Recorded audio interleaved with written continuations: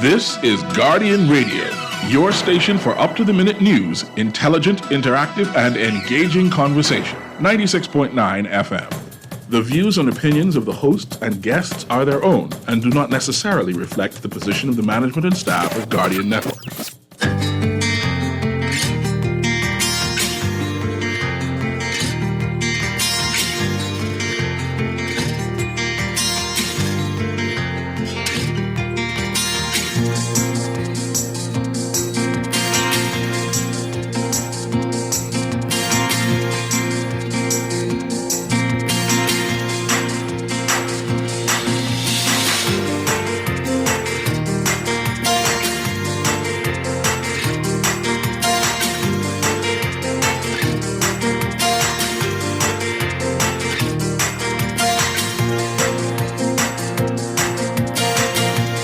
Good morning. Police investigating the country's first murder.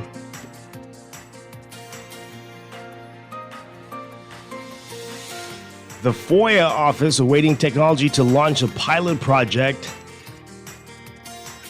Saxons winning the New Year's Junkanoo Parade. And how long will the cool temperatures last? It's all straight ahead this morning. I'm Dwight Strachan, and this is Morning Blend. Wake up, it's a new day. Wake up, it's a new day. It's the start of a new way. You know that it's here. It's the start of the end of the old way. Revolution. Wake up, it's a new day. Wake up, it's a new day.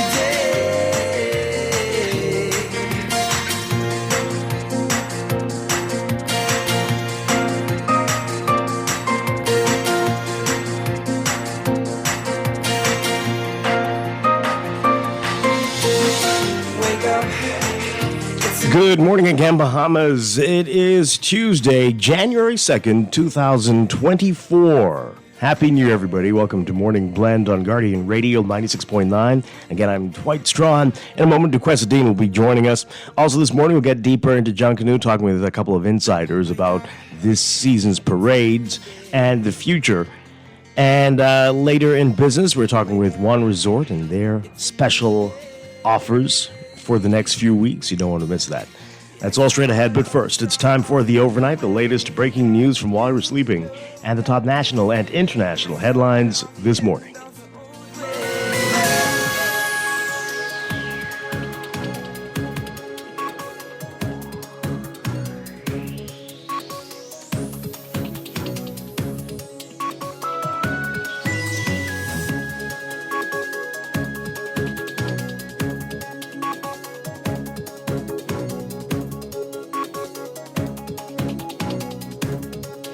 In the overnight, just day two of the new year, and already police are investigating the country's first homicide. Police say a 26-year-old man fatally stabbed his father in the western New Providence area on New Year's Day, one of two recent homicides police are investigating. Police say yesterday's incident, the first killing of 2024, took place shortly before 5 a.m. A man got into an altercation with his father, resulting in the younger man stabbing the 51-year-old multiple times about the body with a knife. The victim died and his son was arrested at the home. Another man was killed a day earlier on New Year's Eve in the area of Blue Hill Heights. Police say around 2:30 p.m. on December 31st, two suspects were having an argument with a 38-year-old male victim of Stanton Street. The confrontation escalated and the victim was shot multiple times. The assailants fled on foot. The victim pronounced dead at the scene.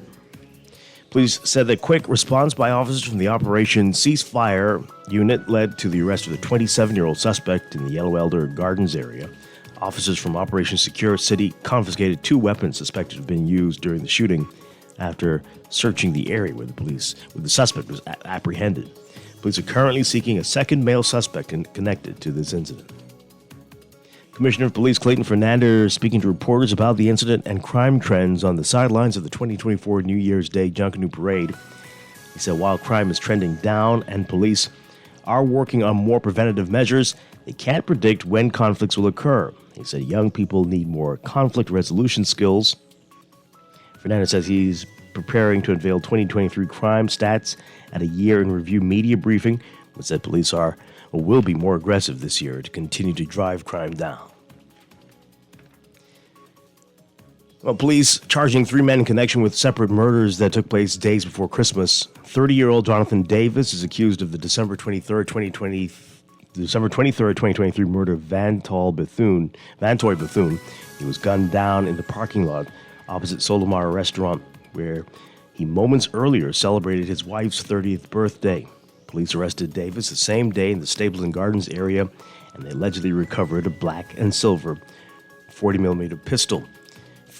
29-year-old Kaczynski Johnson stands accused of the murder of Trevon Nairn and the attempted murder of Reuben Martin on Christmas Eve. Johnson's accused of shooting both men at the tracks near the Queen Elizabeth Sports Center. And 28-year-old Nelson Major is charged with the December 24th murder of Torvaz Dames and the attempted murder of Cardison Colley. According to police, Dames, while riding a motorbike, was engaged in a shootout with the occupants of another motorbike near Ida Street and Balfour Avenue and was shot. Colley, who was driving a white Nissan Clipper van, stopped to help Dames, who got into his vehicle. The men who were originally after Dames shot up the van, injuring Colley. All the accused appeared before Assistant or Acting Chief Magistrate Roberto Reckley. They're denied bail and are expected in court on April 11th to receive voluntary bills of indictment that will send their cases to the Supreme Court. And Information Commissioner Keith Thompson says that his office has done all it needs to get the Freedom of Information pilot program to a place where it is ready to be launched, but they're waiting regulations and the technology that's needed to facilitate requests for information from the public. Those matters are in the purview of the Attorney General and the Office of the Prime Minister. In May last year, information officers and managers were trained to facilitate requests for information. And after winning the 2023 Boxing Day Junkanoo Parade, the Shell Saxon Superstars went for a repeat, clinching victory at the 2024 New Year's Day Parade with its theme, People of the Islands Explore the West Indies. The Saxons wowed audiences when it took to Bay Street yesterday morning. The last group out of the gate, the Saxons won Best Free Dance, Best Off the Shoulder, Best Step Down, Best Choreography, and Best Performance. Saxon scored 91.90 points. The Valley Boys, close behind, placing second with 91.08 points. One Family, which won the 2022 Boxing Day Parade and 2023 New Year's Parade, placed third with 89.86 points. Overseas, lots of news coming out of Japan. A passenger plane collided with a Japanese Coast Guard aircraft and burst into flames on the runway of Tokyo's Haneda Airport. Today, NHK TV reported that all occupants on Japan Airlines flight JL516, believed to total about 379 people, got out safely before the plane was entirely engulfed in flames. The Japanese Coast Guard said the pilot of the plane escaped as well, but NHK reported that the 5 other crew members have been found dead. Local TV video showed a large eruption of fire and smoke from the side of the Japan Airlines plane as it taxied on the runway. The area around the wing then caught fire. Footage an hour later showed the plane fully on fire. NHK TV saying that the plane was an Airbus A350 that had flown from Shintos Airport near the city of Sapporo. Coast Guard officials saying that the collision occurred between the passenger plane and its flight, the Coast Guard MA-722, a Bombardier Dash 8. Also from Japan, a series of powerful earthquakes that hit western Japan have left at least 48 people dead and damaged thousands of buildings, vehicles, and boats. Officials warning that more quakes could lie ahead. Aftershocks continue to shake Ishikawa Prefecture and nearby areas a day after magnitude 7.6 trembler slammed the area on Monday afternoon. 48 people were confirmed dead in Ishikawa. 16 others were seriously injured, while damage to homes was so great that it could not immediately be assessed. Japanese media reports said tens of thousands of homes were destroyed.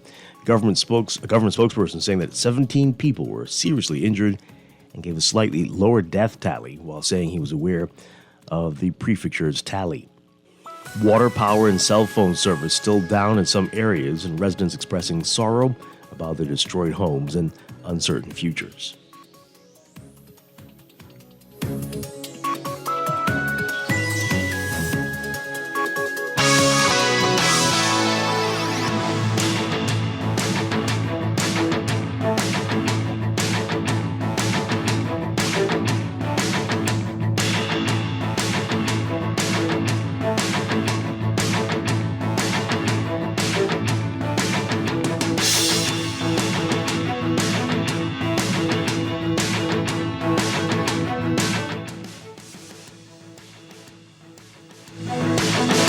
In sports, the National Guardian naming it Senior Male Athlete of the Year. We're told it was a tough task for the three-member panel, but the Senior Male Athlete of the Year going to national team swimmer and collegiate Lamar Taylor, who came away with the honor with 44 points. Taylor held off senior men's national team basketball players Eric Gordon, who was second with 40 points, and DeAndre Ayton and Giovanni Buddy Hield were tied for third with 36 points, all three in the NBA. Taylor had a very busy year on the local, collegiate, and international scene. He was able to set a few national records. And on the international scene, he represented the Bahamas at the World Aquatics World Championships in Japan, the Pan American Games in Santiago, Chile, and more. You can read all about it in today's Guardian Sports section.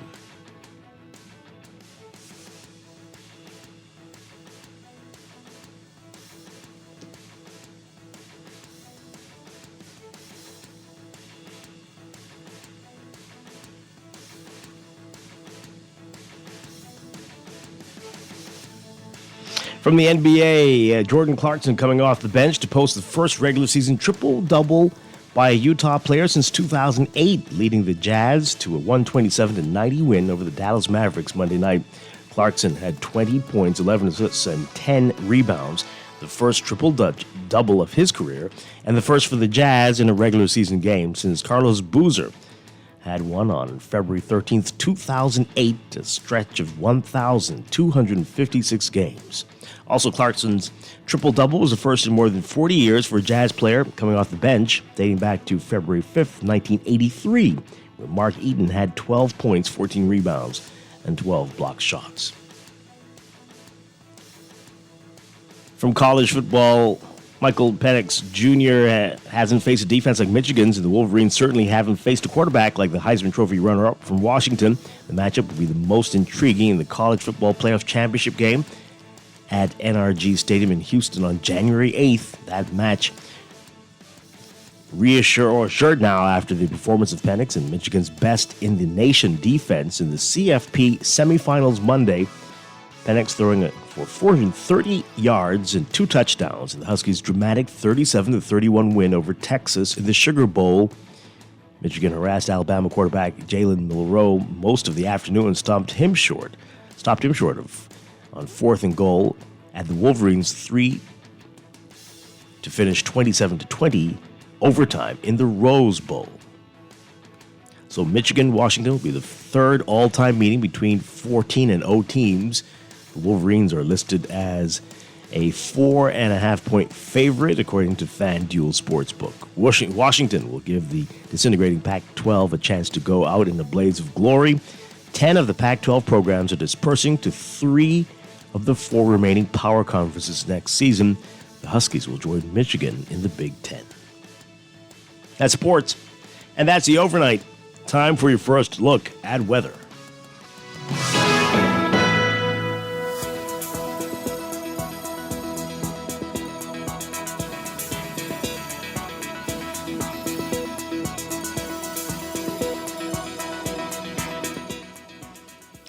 In your weather for today, we've got a weak cold front with little fanfare. It's going to race across the islands and maintain a cool air mass over the area. Beachgoers and boaters in the extreme northwest and southeast Bahamas should exercise caution due to possible rip currents along northern and Atlantic exposures.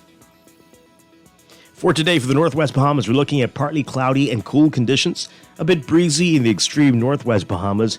Small craft operators should exercise caution in the extreme Northern Islands. Winds west to northwest at 10 to 15 knots in the extreme Northwestern Islands, becoming northwest to north at 15 to 20 knots by this afternoon. Northwest to north at 10 to 15 knots. Seas 2 to 4 feet near shore, but up to 6 feet offshore along Atlantic and northern exposures. For the central and southeast Bahamas today, partly cloudy and a bit breezy with a chance of a few stray light showers. Small craft caution in effect for the southeast Bahamas. Winds north to northeast at 10 to 15 knots in the central islands. Northeast to east at 10 to 15 knots in the southeastern islands, increasing to 15 to 20 knots by this afternoon. Seas 2 to 4 feet in the central islands and 4 to 6 feet in the southeast Bahamas.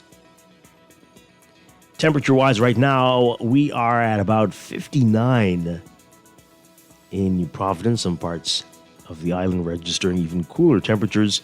Look for highs getting up to around 73 Fahrenheit, 23 Celsius today. Overnight lows tonight getting back down to about 54 Fahrenheit, 12 Celsius tonight. That's your first look at weather this morning. We'll have your extended outlook coming up after traffic in just a bit.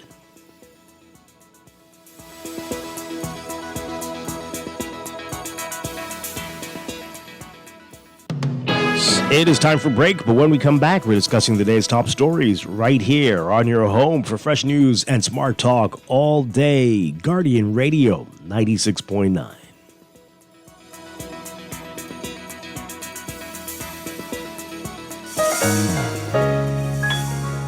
Struggling to repay your loan? Let us help you get back on track with payment terms that suits your financial situation and improve your credit score and credit report with the Bahamas Credit Bureau. Inquire about our restructured loans today. Call us at 356-7764.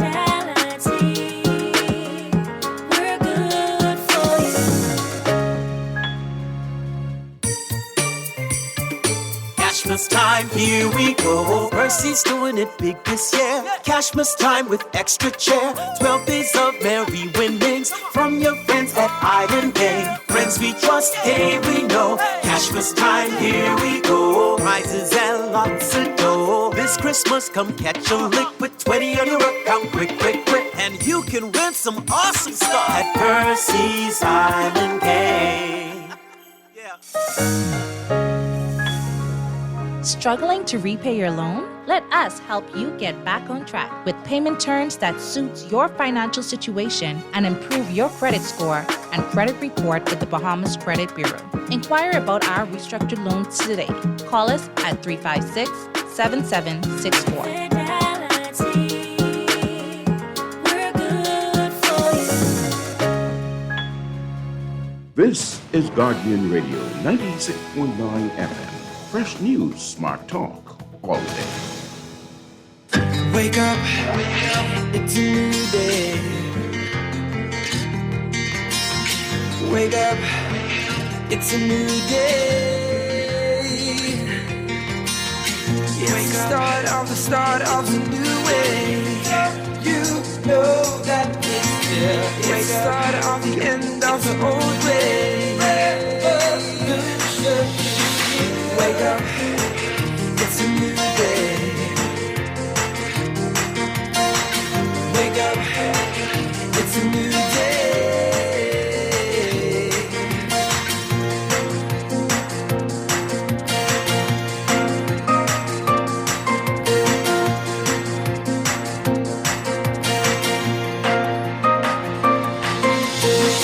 Wake up. Welcome back to Morning Blend here on Guardian Radio 96.9. We are streaming live on GuardianTalkRadio.com and on the Guardian Radio app for smart devices. We're also on your televisions on Cable Bahamas Channel 969 and BTC Flow Channel 612. You can tweet us at MorningBlend969 or Facebook.com/MorningBlend969. Text us on the Guardian Radio text line powered by BTC 422-4796. Standard text rate supply. Once again, I'm Dwight Strachan. Joining us now, Duquessadine. Good morning. Good morning, Dwight. Good Happy New morning. Year. Happy New Year to you. Happy New Year to our listening audience. Yes, hope everybody's walking into 2024 feeling optimistic and energized. Yes, and looking forward to healthy and happiness throughout the entire year. Yeah, are you feeling that way? Yeah. Yeah? Okay. I certainly am. What about you? Yeah. Is it healthy and happy, or is it healthy and wealthy? All of it. All of it. Awesome. Yeah. That's Awesome. what we're going for this year. So, yeah, I hope everybody's having a great time so far, and we're going to get through it all together. Yep, day by day. Yeah, absolutely. So, coming up this morning, Junkanoo, people still in the Junkanoo fever, and interesting day yesterday. We're going to be talking about that. The Saxons going for two straight, and they got it. But the points are very close. So close. I don't know if anyone should be celebrating just yet. Just hold off. Maybe. So they're not certified. That's the yet. unofficial They're results. unofficial. Right. They're really close. Very close. So Yeah. Saxons, again, 91.90 points. Valley Boys, 91.08. Yeah. And both lost a point on penalties. We're going to talk about that in a little bit. We've got a couple of Junkanoo experts coming in to talk with us this morning. So we'll get deeper into that today. And just talk about the season, how it's been, Boxing Day and New Year's, and how they feel as insiders. And we want to hear from you as well, our listeners, on how you feel things went. Yeah. If you went out there, if you watched it, all of it we're going to get into this morning. And then later in business, we're talking with One Resort. They've got some special deals for the next few weeks. We'll find out all about that as well. Great. So a lot coming up, but let's begin with what else is in the news.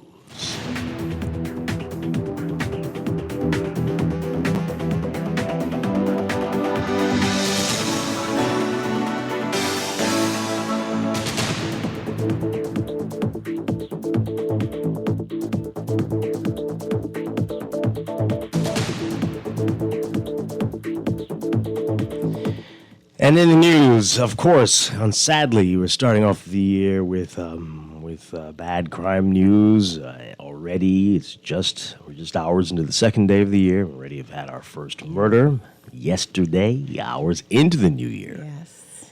And this is a domestic incident, it seems like, but I guarantee you there are major cities across the world that have not had their first murder one. yet, Wow. and won't have for days. What does that say about this place? Conflict resolution.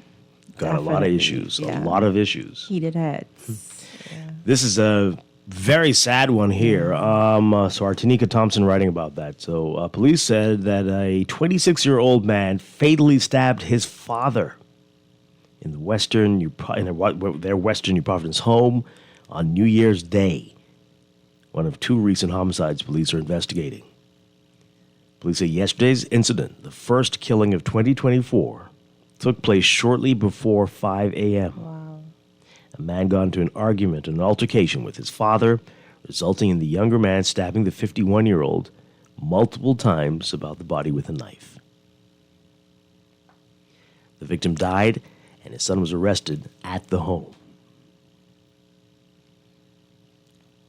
What? That's crazy. Yes, insanity. Like, what could possibly cause you to? Well, a lot of things could, but should you? Should you? Is there a better way? Can you just like, I'm getting out of here? Yeah, you can. Calmer heads, right? You can. This is- You can walk away. You can step away. You can leave the residence. There are so many other options. So, like, I really have questions. My mind is a question mind. Was absolutely. there, at 5 a.m. in the morning? So, what were the circumstances? I would really love to know. Yeah. But what is it that goes around in a person's head that says not just that it's okay to kill someone, because killing is wrong generally, but that it's okay to get so enraged with a parent that you should honor? Well, hey, if I say, anyway, people are provoking. It happens. Passions, right? Enrage and things, yeah. But again, I don't know if it's just the two of them there. I don't know, but just try to walk away. Try to let me go outside. Let me go for a drive. Let me run down the street, whatever. But And both of them could have done that. maybe. Yeah. Yeah. Yeah. I'm sure Just we will never hear know. what happened, and, Yeah. and we might even. Who knows? Who knows? You might say, "Well, I understand completely." Right? Once we hear, because sometimes some people do some things. Yeah, this is true. Some people do some things. This is true. But we are praying for this whole family. This is a lot. Yeah, it is. It's a lot. Yeah. You know. Wow. So a day earlier on New Year's Eve, the year going out with a bang, and I think this is literally going out with a bang, another man was killed a day earlier on New Year's Eve near Blue Hill Heights in that area. Police say around 2:30 p.m. on December 31st, two suspects were having an argument with a 38-year-old male victim at Stanton Street. The confrontation escalated and the victim was shot multiple times by the assailants who fled on foot. The victim was pronounced dead at the scene. Police say the quick response by officers from the Operation Ceasefire led to the arrest of a 27-year-old suspect in the Yellow Elder Gardens area. Officers from Operation Secure City confiscated two weapons suspected to have been used during the shooting after searching the area where the suspect was apprehended. Police are currently seeking a second male suspect connected to this incident. Boy. So that's the one that closed the year out. Yeah. So, according to Nassau Guardian tallies, the records of 110 murders were recorded in 2023, compared to 128 in 2022. Oh, it's a decrease. Okay. Yeah. Extremely high, though, It is high. for the population size that we have. It This is high. It is unbelievable, and once again in the triple digits and big cities. Would you say? I think I saw just a few days ago. Was it Baltimore or somewhere? Somewhere. I'll verify. They got theirs down to 300, and they're celebrating, but they're huge compared to us, right? But yeah, that was Right. at one point might still be the murder capital of the U.S. 300, 110, Nassau. Well, most of these were in Nassau, not all of them, but not all. But still, for a country the size of the Bahamas, this is a disgrace. Absolutely, 100%. And in my viewpoint, it seems like younger people, a lot of younger people are dying as a result of murders, and it makes me wonder if it's like a badge of honor to die young. I mean, I'm being really real here, Dwight. I see your smile, but what is it? Like, is a lot of young people that seem to just be okay being in positions that put their lives in danger? Well, back to the passions, back to the, right, not being able to control your emotions, not understanding that I can walk away, that if I just remove myself from the situation, things will be okay. I don't need to go there. I don't But is need that to the be in this manly area. thing to do? Okay, well, is it manly to live long? Is that not manly? Well, I mean, okay. Yeah. If you're concerned about that, well, then you won't have a long life. I can guarantee you that. Right. What is perceived as manly. Correct. You're in trouble. And, yeah. But, okay. I don't know. But we've got issues. We've got serious issues. So the Commissioner of Police spoke a bit about this on the sidelines of the Junkanoo Parade, the New Year's Day Parade. He spoke, this is Clayton Fernander, he spoke to reporters about the incidents and crime trends. He said that while crime is trending down and police are working on more preventative measures, they cannot predict when conflicts will occur. He said young people need more conflict resolution skills. He said, quote, well, it happened in the home. We don't know when these murders will happen. This is the one on New Year's Day. We have to go hard in our community, especially with our young people. We have to be able to deal with that, to educate young men how to behave themselves. Fernandez says he's going to will unveil the 2023 crime statistics at a year in review media briefing, as they always do.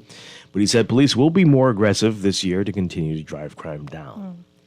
He said, quote, I'm preparing now for my year in review. Crime is down, and we intend to be more aggressive to continue to have that crime trend go down. The bottom line is prevention. We want to prevent these things from happening. So you will see our urban renewal, along with all other government agencies and private sector, come on board, that we target the community where these incidents continue to occur. Interesting. Okay, I mean, Sure. I'm just saying the domestic ones will happen anywhere, anytime. Right. So, and that's what he's saying. That's part of the problem in domestic and Yes. conflict issue. They can pop up anytime. They can happen in an office. They can happen anywhere. So that one is hard to police and to get a handle on. But we do need to work on turning down the temperature of the people of our country. They're very hot-headed, including myself. Very, Oh, that's why you understand so well. very, very easily set off. Yes. And there's some other people in other parts of the world who don't have these issues, not quite like we do. The way we talk to each other on a good day, like, are they arguing? People in the bank, in the line, are like aggressively speaking to each other, but they're having a jovial conversation. Like, why are you talking so loud? There's so much frustration generally that people have to deal with. But one key component that I believe is missing from his statement, he's pulling together government and private sector, and I think that included in that needs to be a family home where for conflict resolution to be taught. You can pull together urban renewal and government agencies and private sectors. They can all come on board. But I think we're missing a crucial component, and that's pulling in, parents and, somehow getting to the place where when there's a first incident, there needs to be like mandatory parental classes that people actually go to if these are juveniles and they are breaking the law and this is their first infraction, or if you, and then also like just being an observant person, a lot of responsibility is already on teachers and in the school environment. If there's a disrupted child, then pull the parents in, have conversations that make the parents aware that these things are happening, because some kids act differently at home than they do at school. So a more holistic approach that includes everyone to support kids that are definitely in need. All right. I actually like that very much what you said. Domestic violence incidents, there's often, before it can get, there's a first one. Yeah. Mandatory. Yeah. Everybody involved got to go to something. I agree. Yeah. Family, like you said, unruly teens, angry man who smashed up all the windows, whatever it is. Somebody's got to go for something. Correct. And that needs to be required. Whether you press charges or not, you are going to be required. We're not coming back here to find a dead body. Correct. We did our part. We're making you do this. You have to finish this. And if you don't, then we're coming to arrest, whatever. Something like that. Yeah. Maybe. Yeah. You might be onto something there. Going to have to get into people's lives. Yeah, if you're especially taking away from resources like the police, who are challenged in many ways. If you're calling them out to a scene, we're not coming here on slack. Right. You got to do something. Something's going to be done. Right. Yeah. Absolutely. Yeah. Let's hear from you folks. What do you make of it? Already off to a disturbing start for 2024. Give us a call, 323-6232, 325-4316, 325-4259. Call us toll free, 242-300-5720. Tweet us, Facebook us, text us, 422-4796. Again, standard text rates apply. Yeah. So in November 2023, Fernando told reporters that murders were trending down by 16% compared to the same period in 2022. He said several crime-fighting strategies have resulted in the decreased rate, including Operation Ceasefire, which targets wanted suspects and prolific offenders. Okay. I mean, you're supposed to target the wanted suspects, right? I'm not being nitpicky. No, you I'm just saying that. should. I don't understand. Okay, fine. They wanted. So, okay. Anyway, Operation Secure City, which takes a data-based approach to target crime-heavy communities, and saturation patrols that increase police presence in communities across New Providence. Yeah. Okay. All right. Let's see. Let's hear what you have to say about it all, what we can do. Duquette had some great ideas. Others want to hear from you this morning. If we want to really get a handle on all of this, let's hear what you're saying. All right, let's go to the phone lines. 323-6232, 325-4316, 325-4259. Tweet us, Facebook us, text us 422-4796. Caller, good morning. You're on the air. Hi, good morning. News, eh?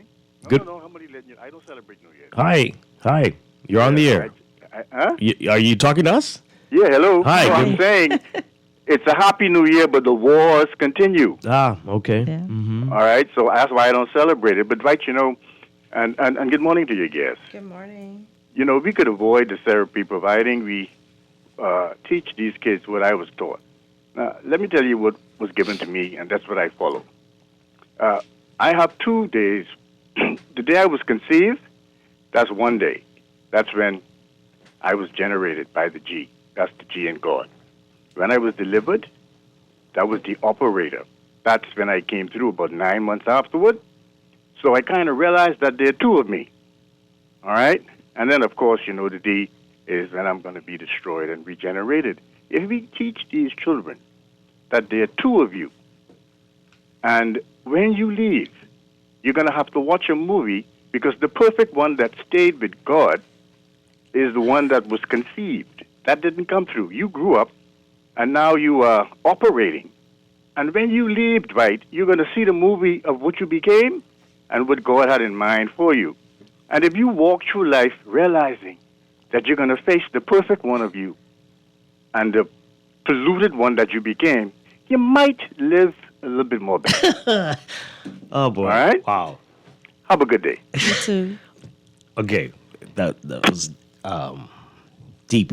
So you're going to have to watch both? Oy. There's one thing I really take away from that. Good Lord. I take something away from that. I take away that. Can you imagine? Have you thought about it? The one that you're supposed to be, the one that you are. Yes. So back at the highlights.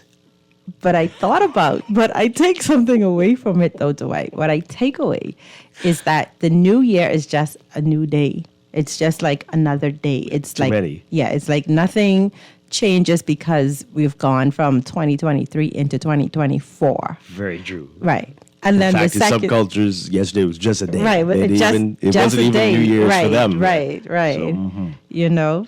Yeah. So yeah, that's It's just a day. Nothing changes. It's really just a day. Yeah. Wow. Yeah. I'm just picturing the two movies.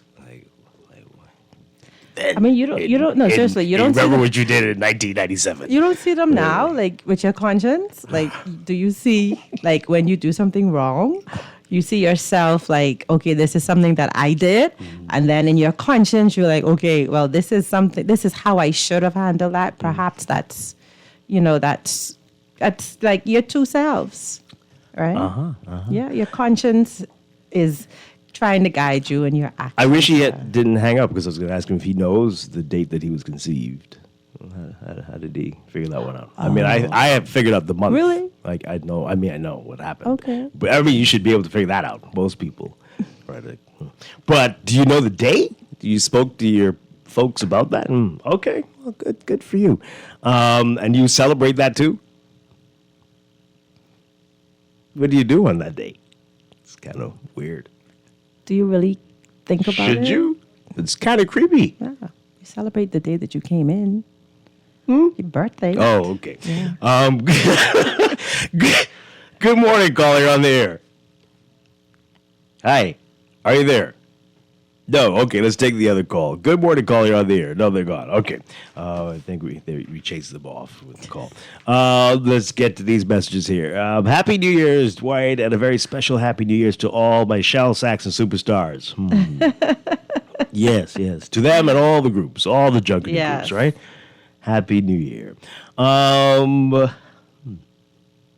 This may not apply to this case, but the saying goes, parents provoke not your children to anger. Provoke not your children to anger.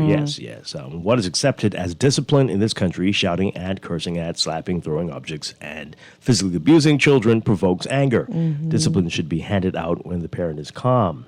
It's easier to say that than to do it, but it's the best approach. Yep, absolutely. Yeah, agreed. When you reach a certain age, you should be out of your parents' house, especially if you can't follow rules. Police are not the cause of crime, but what the heck with 700 promotions? Now, how do you work that into this? What is the criteria? Dude, you're going on this now? How did you get there? This is more than, this is more tax for the country. Every time the country is poised to make an extra 10 million, 5 to 7 go for extra salaries. Well, you can't afford to live in the country unless you earn more, but I hear you.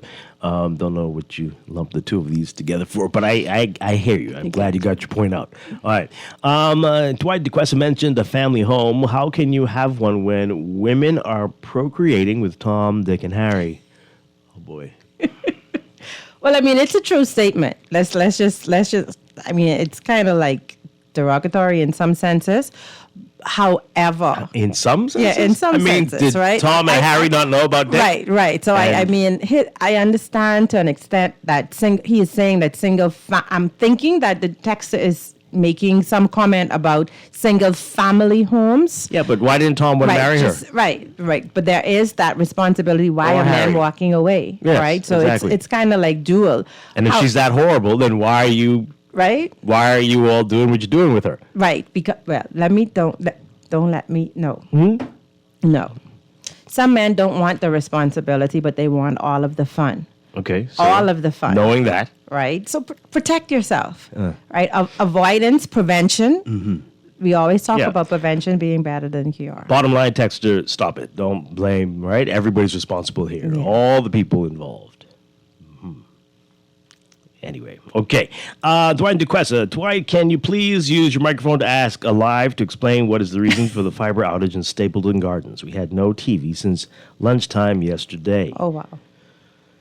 Boy. Yeah, well, a lot of challenges with the telecoms companies. I've been in and out with phone services for more than a week. Really? It comes on one day and then it goes on again. No, man. And then it says also fiber. So anyway, lots of issues. Hopefully they heard that and they will respond. This person says, Happy New Year's to both of you. I think we need to pop some necks and to use the cat of nine tails. This is no. Anyway, these young people don't respect life.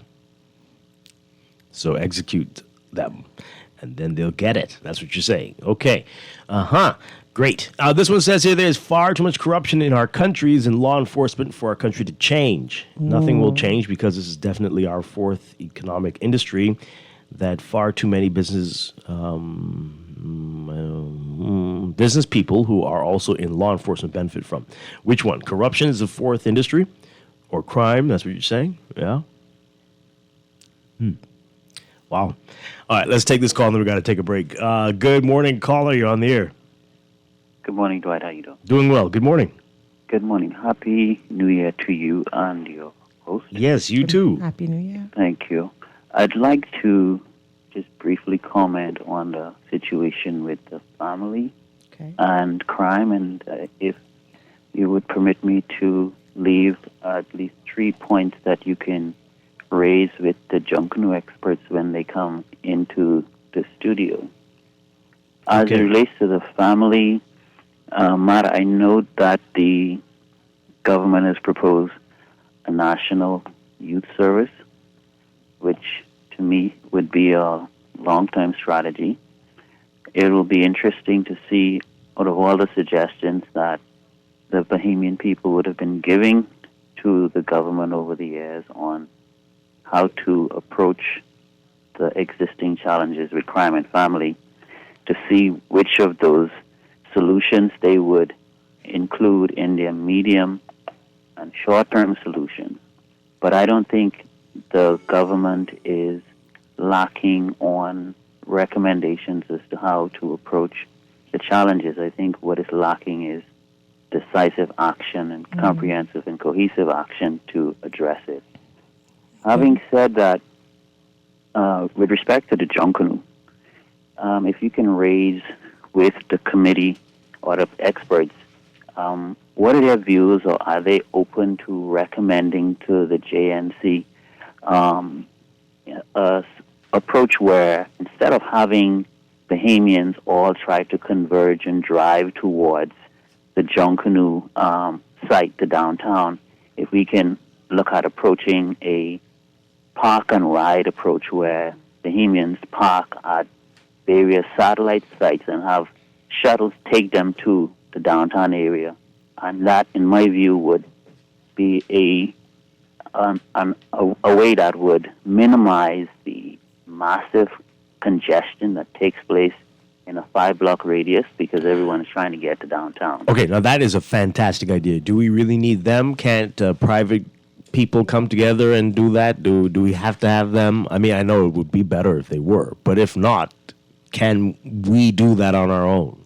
We can. I'm only saying that it's a good idea that the collective parties and stakeholders can begin to look at for maybe the immediate or short-term future. Yeah, definitely. Because it's just crazy. It took me the other day about 20 minutes just to get a guest to Greycliff, and then I learned that Greycliff had lost a significant amount of business because their guests couldn't get to their restaurant. So we can have both, and I think that would be a solution to congestion in the downtown area. The second thing is it takes the Junkanoo stakeholders far too long to remove massive costumes from the Bay Street area and to get them there. And what is the policy on costume sizes and the way they're designed? Because I believe that the time has come for the costumes to be collapsible, the big ones where they can be assembled and disassembled within a 30-minute time space. And the engineering expertise exists for them to be able to not build these costumes as permanent structures where you can only move them in the assemble form. You should be able to come up with designs that allow much of the costumes to be the big ones, to be built a certain way so that you could disassemble them prior and after the parade, rather than for a whole day and a half, like the day of the parade and the day after, there were certain costumes that were still in specific areas and causing serious traffic disruption. Yeah, absolutely. One area too is the safety factor. Are you not going to be able to call us back when we have them on, or are you able to join us? I'm heading into my work also, but okay. I can try to call them back. I'll just leave one last point. Is the safety factor. I noticed that there was a helium tank sitting on one of the costumes yesterday, or the day, I think it was yesterday, the last day. Yes, that was yesterday in the sun, and what kind of oversight is given to the safety aspect of to paraphernalia that is attached and used with these costumes? Because helium, and it wasn't even chained down as those tanks are supposed to be. So I thought that was serious yesterday looking at that. So those are the things that I would like to see changed, and maybe they can address what their plans for them. All right, wonderful. Thank you very much. Great hearing from you. Thank you. You too, Dwight. All right. Bye. Let's see if we can squeeze in this this call, and then we. Oh, okay. Yeah. Let's go to the break. When we come back, we'll get into Junkanoo. What happened yesterday, and hey, is it wrong to ask whether it's too early to celebrate? With these points so close. So close. We'll talk about that when we get back. This is Morning Blend on Guardian Radio 96.9. Stay with us. Be forgot and never brought to mind. Should old acquaintance be forgot and days of old lang syne.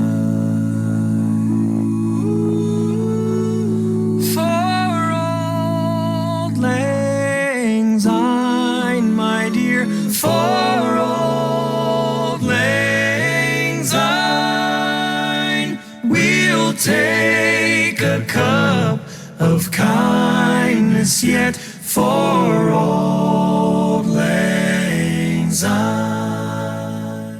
This is Guardian Radio 96.9 FM, Nassau, Bahamas.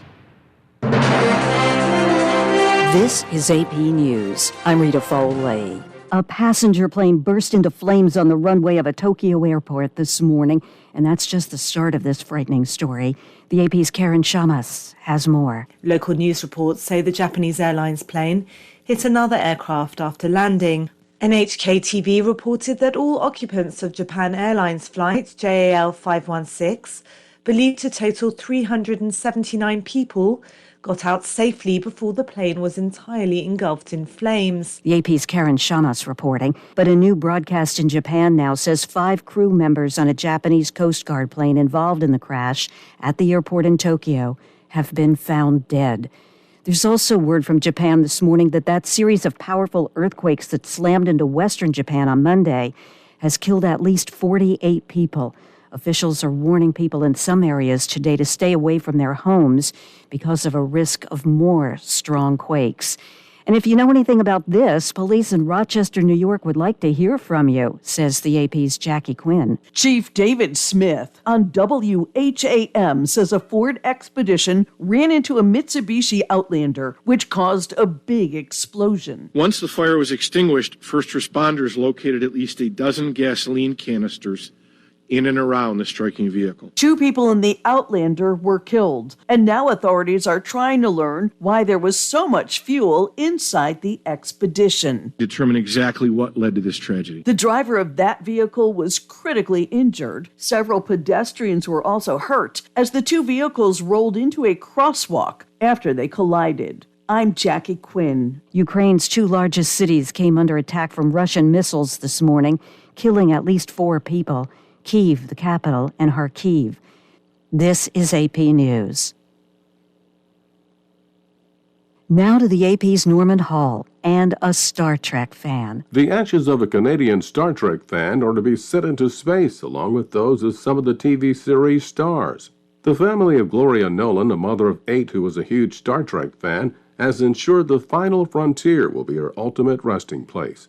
Nolan's remains will fly along with the remains or DNA samples of Star Trek creator Gene Roddenberry and original series stars Nichelle Nichols, DeForest Kelley, and James Doohan. Launch organizers are hoping the rocket carrying the capsules will travel 205 million miles from Earth, roughly past the orbit of Mars. The launch requires defying gravity and a price tag ranging from a few thousand to $13,000. I'm Norman Hall. Workers in 22 states are getting minimum wage increases in this new year. That from a new report from the Economic Policy Institute. I'm Rita Foley, AP News.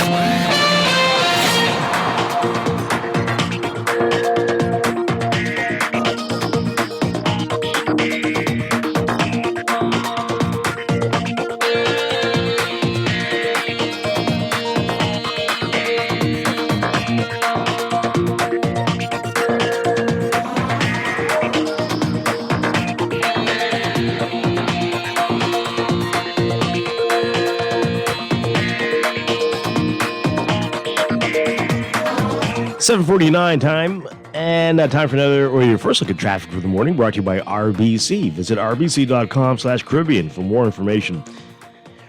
In your real-time traffic at this hour, things not looking so bad out there. Is everybody back at work yet? Maybe not, and so far, pretty smooth commute for you in most areas, even the usual hot spots like Mile Butler Highway. You're only going to see just a little bit of traffic just north of Harold Pond if you're heading northbound toward the roundabout with Tonic Williams-Darling Highway. Blue Hill Road, similar story. As you get over that hill, if you're heading northbound towards the roundabout with Independence Drive, you'll see a few cars in front of you there. And just at some of the major intersections, a few people waiting to get through. So that's what we're looking at so far. We'll have another update for you after the 8 o'clock news. That is your Morning Blend traffic, brought to you by RBC. Learn more at rbc.com/Caribbean.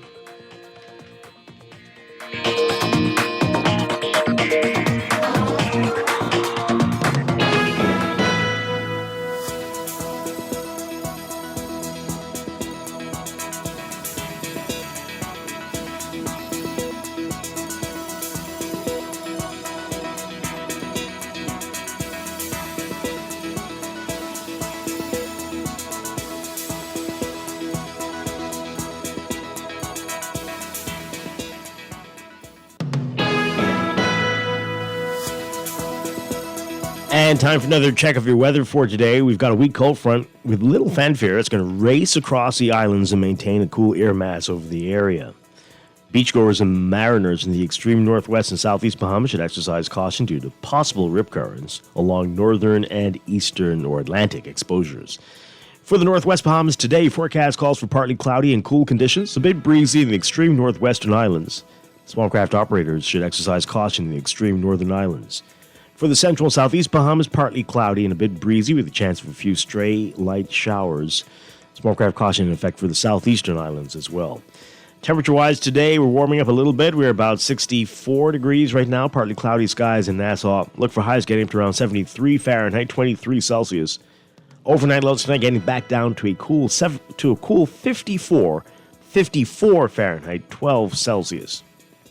In your extended outlook, that front's expected to stall south of the islands on Wednesday, with high pressure building behind it. Another cold front is expected to drift into the northwest Bahamas on Thursday and quickly move across the islands through Thursday night. So for Wednesday, tomorrow, partly sunny and cool with a chance of a few sprinkles, mainly in the central and southeastern islands. Thursday, partly cloudy and a bit breezy with some isolated showers. That is your morning blend weather check, brought to you by Easy Car Sales. With the cost of gas today, it's time to go green. Drive an electric vehicle from Easy Car Sales. Save big on fuel and maintenance costs. Take a spin and find out how to dump the pump at easy242.com.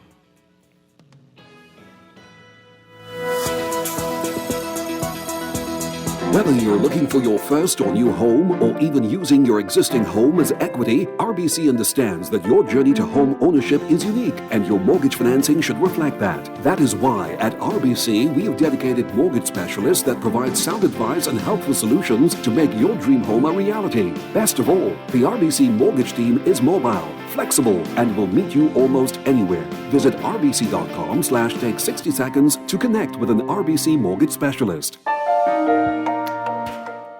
Say goodbye to the clunky, old, outdated, tiresome way of buying insurance. Get covered in a click with First Online, a new online insurance portal from Bahamas First. It's the simple way to do insurance. Visit bahamasfirst.com to get an instant quote, pay premiums, and manage your claims anytime and from any device. First for our car and home insurance customers. It's another first from Bahamas First. What's first for you comes first for us.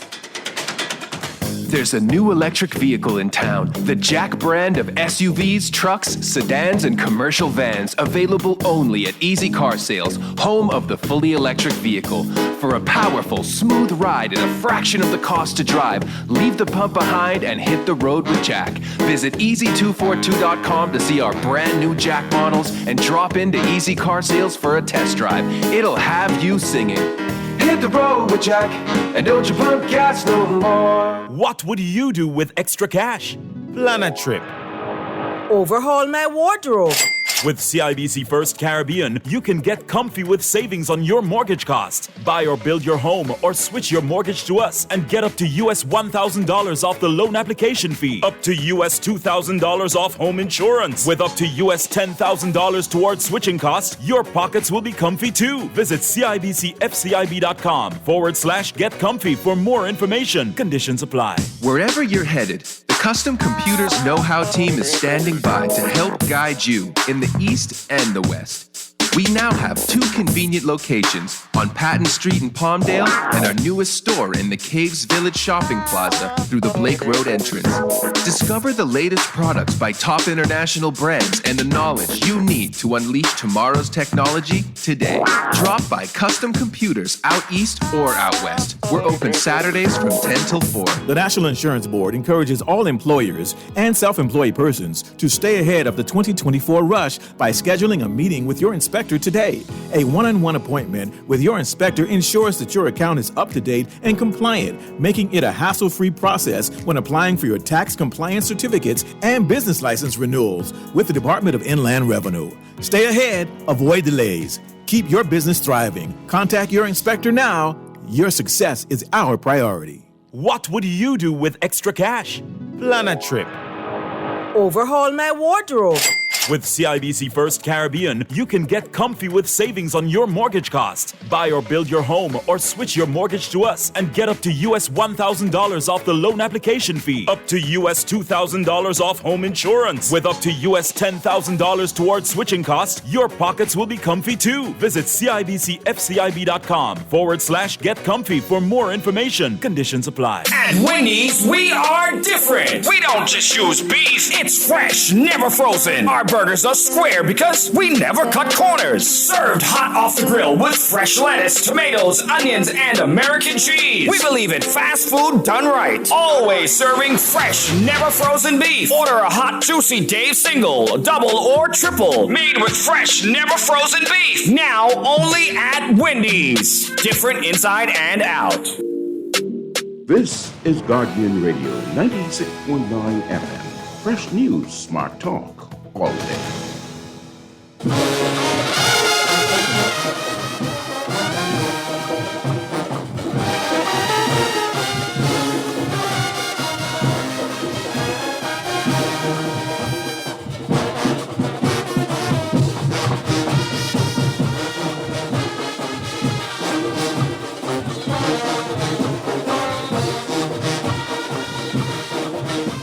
Welcome back to Morning Blend here on Guardian Radio 96.9 on this second day of 2024. Dwight Strong with Duquesa Dean. All right, so we're going to get into Junkanoo. We've got two experts in studio with us this morning. We've got from Genesis, we've got Angelique McKay. And and then we have from Roots, we have Kyle Stubbs. Both of you are frequently here on the show. Welcome. Happy New Year to both of you. Welcome. And our condolences on the horrible losses for your two organizations. Happy New Year, first and foremost. Congratulations to Sal Jackson Superstars. But like I mentioned, when I just walked into the studio, I had to stop to the police station because some folks didn't like the robbery that happened yesterday on Bay Street. Is that what we're It calling wasn't us. Some folks made a complaint, and now, Junkanoo is a serious thing, Kyle. I don't know if you're joking or not. Are you being serious here? Because some people will want to do it. No, okay. I didn't have to go to the police station, but people are upset. Right, yeah. Even when Roots came down on the boulevard yesterday, there was a consensus that y'all get one family in the back. But when we sat in the shack and we listened, it seems like one family in Shell Saxon Superstars at the back. But, we take it on the chin and we keep it moving. But I think what happened, Boxing Day was very competitive, but I think what happened over both parades caused for conversations. Yeah. All right, so we're going to go to the news. When we come back, we're going to get deep into this. But we're looking at these scores. I don't know if you all can recall whether they've had the winners determined by such a slim margin. Saxons 91.90 points. Valley Boys second with 91.08. This is right. So if you were to round them to the nearest point, they both end up with the same score. Pretty much. That's this practically a tie, right? This 100 point It's a tie. system, in my book, is utter foolishness. Oh.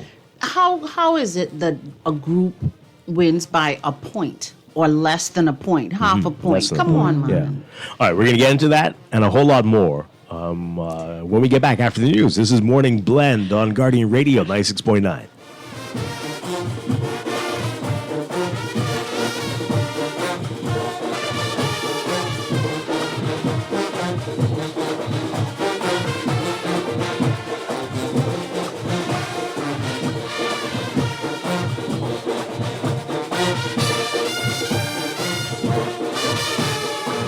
This is Guardian Radio 96.9 FM, Nassau, Bahamas.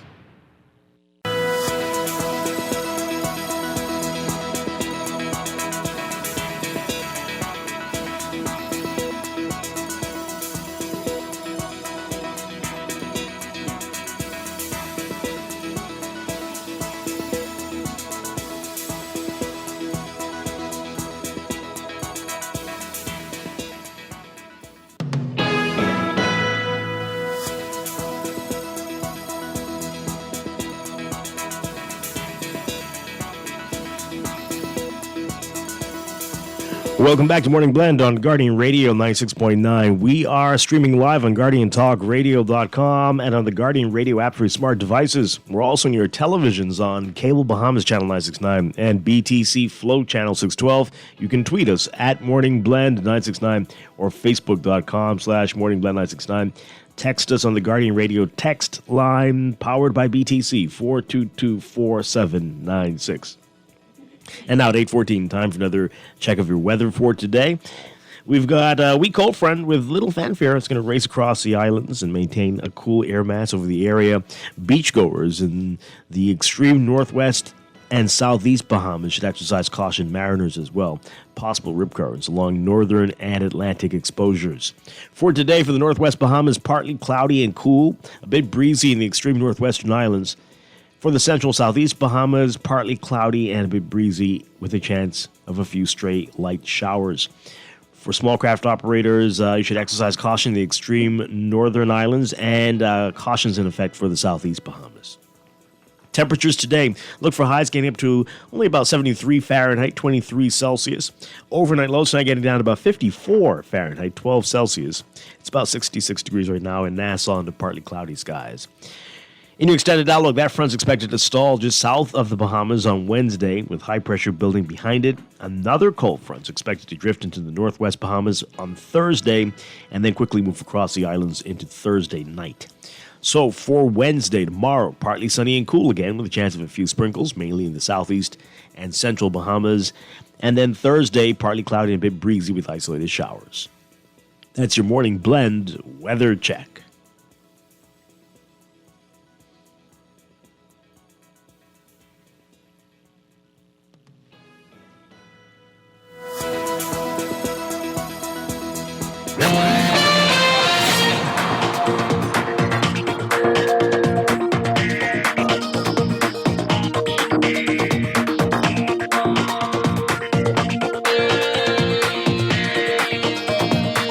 Eight 16, time for another check of your traffic for the morning, brought to you by RBC. Visit rbc.com/Caribbean for more information.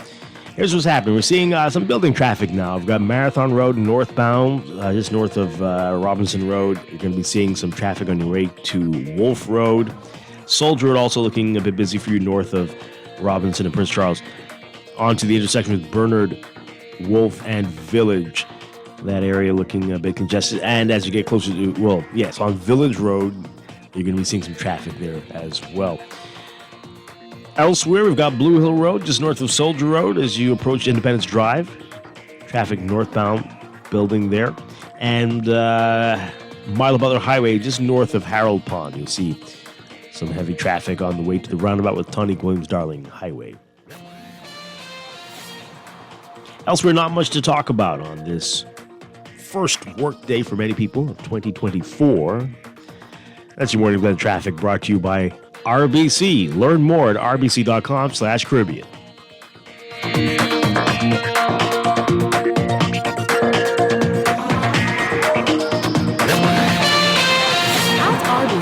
We know buying your new ride is a very personal experience with many decisions to make. That's why we leave the car choice to you and ask that you leave the rest to one of our RBC Auto Finance specialists, trained to provide sound advice and helpful solutions to make your dream car a reality. The RBC Auto Finance team is mobile, flexible, and will meet you almost anywhere. Visit rbc.com/lovemyride to connect with an RBC Auto Finance specialist in your area.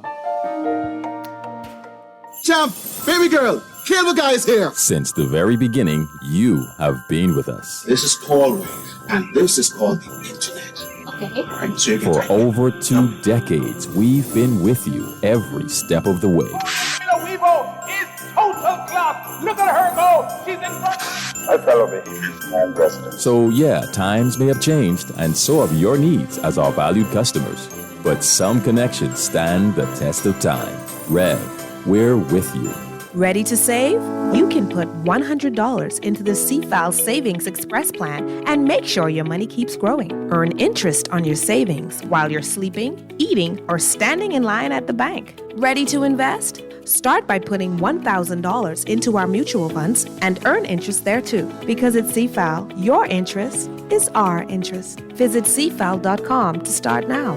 Seafowl, growing well for future generations of Bahamians. The Nassau Cruise Port presents Phil Stubbs Live at the all-new Nassau Cruise Port Amphitheater, January 13th. Gates open at 7 p.m., showtime 9 p.m. Book your tickets now at BahamasEtickets.com. General admission $50, 75 VIP. Prepare to be blown away as we kick things off with one of the Bahamas' beloved artists. You're raking and scraping with Ira Storr, Nishi LS, and Phil Stubbs Live. Brought to you by the Nassau Cruise Board. It's not just a concert, it's a night to remember.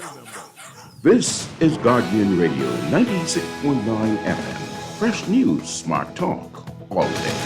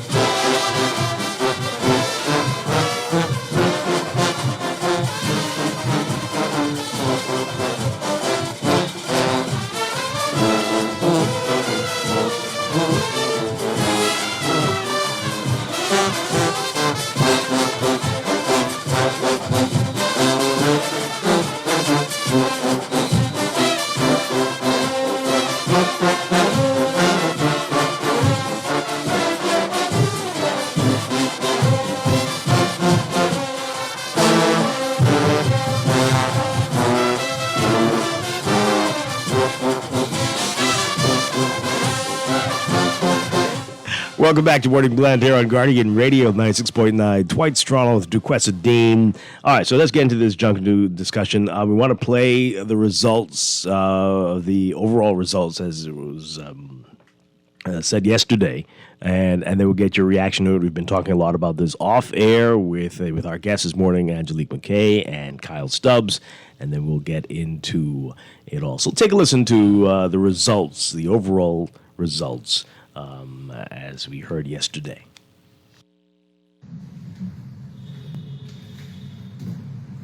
Now, call off the overall for the A division. Overall for the A division. First of all, I'd like to announce that Music Makers was disqualified. In fifth position, they got a penalty point of 22 points with a score of 64.69. Genesis. In fourth position, with a score of 88.37, Roots. In third position, with a score of 89.86, One Family. In second position, they were penalized 1 point with a score of 91.08, the Valley Boys. And the winner of the New Year's Day 2024, they were also penalized 1 point with a score of 91.90, Saxons. Thank you. Okay, so that's the results there. You heard penalties playing a big role in this. The two leading groups, the Saxons and Valley Boys, separated by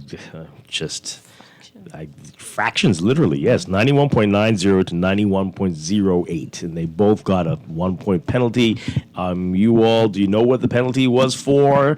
It isn't stated. The video stops before, and you heard the questions. If there were questions asked, I know that would have been a question I asked. What were the penalties for?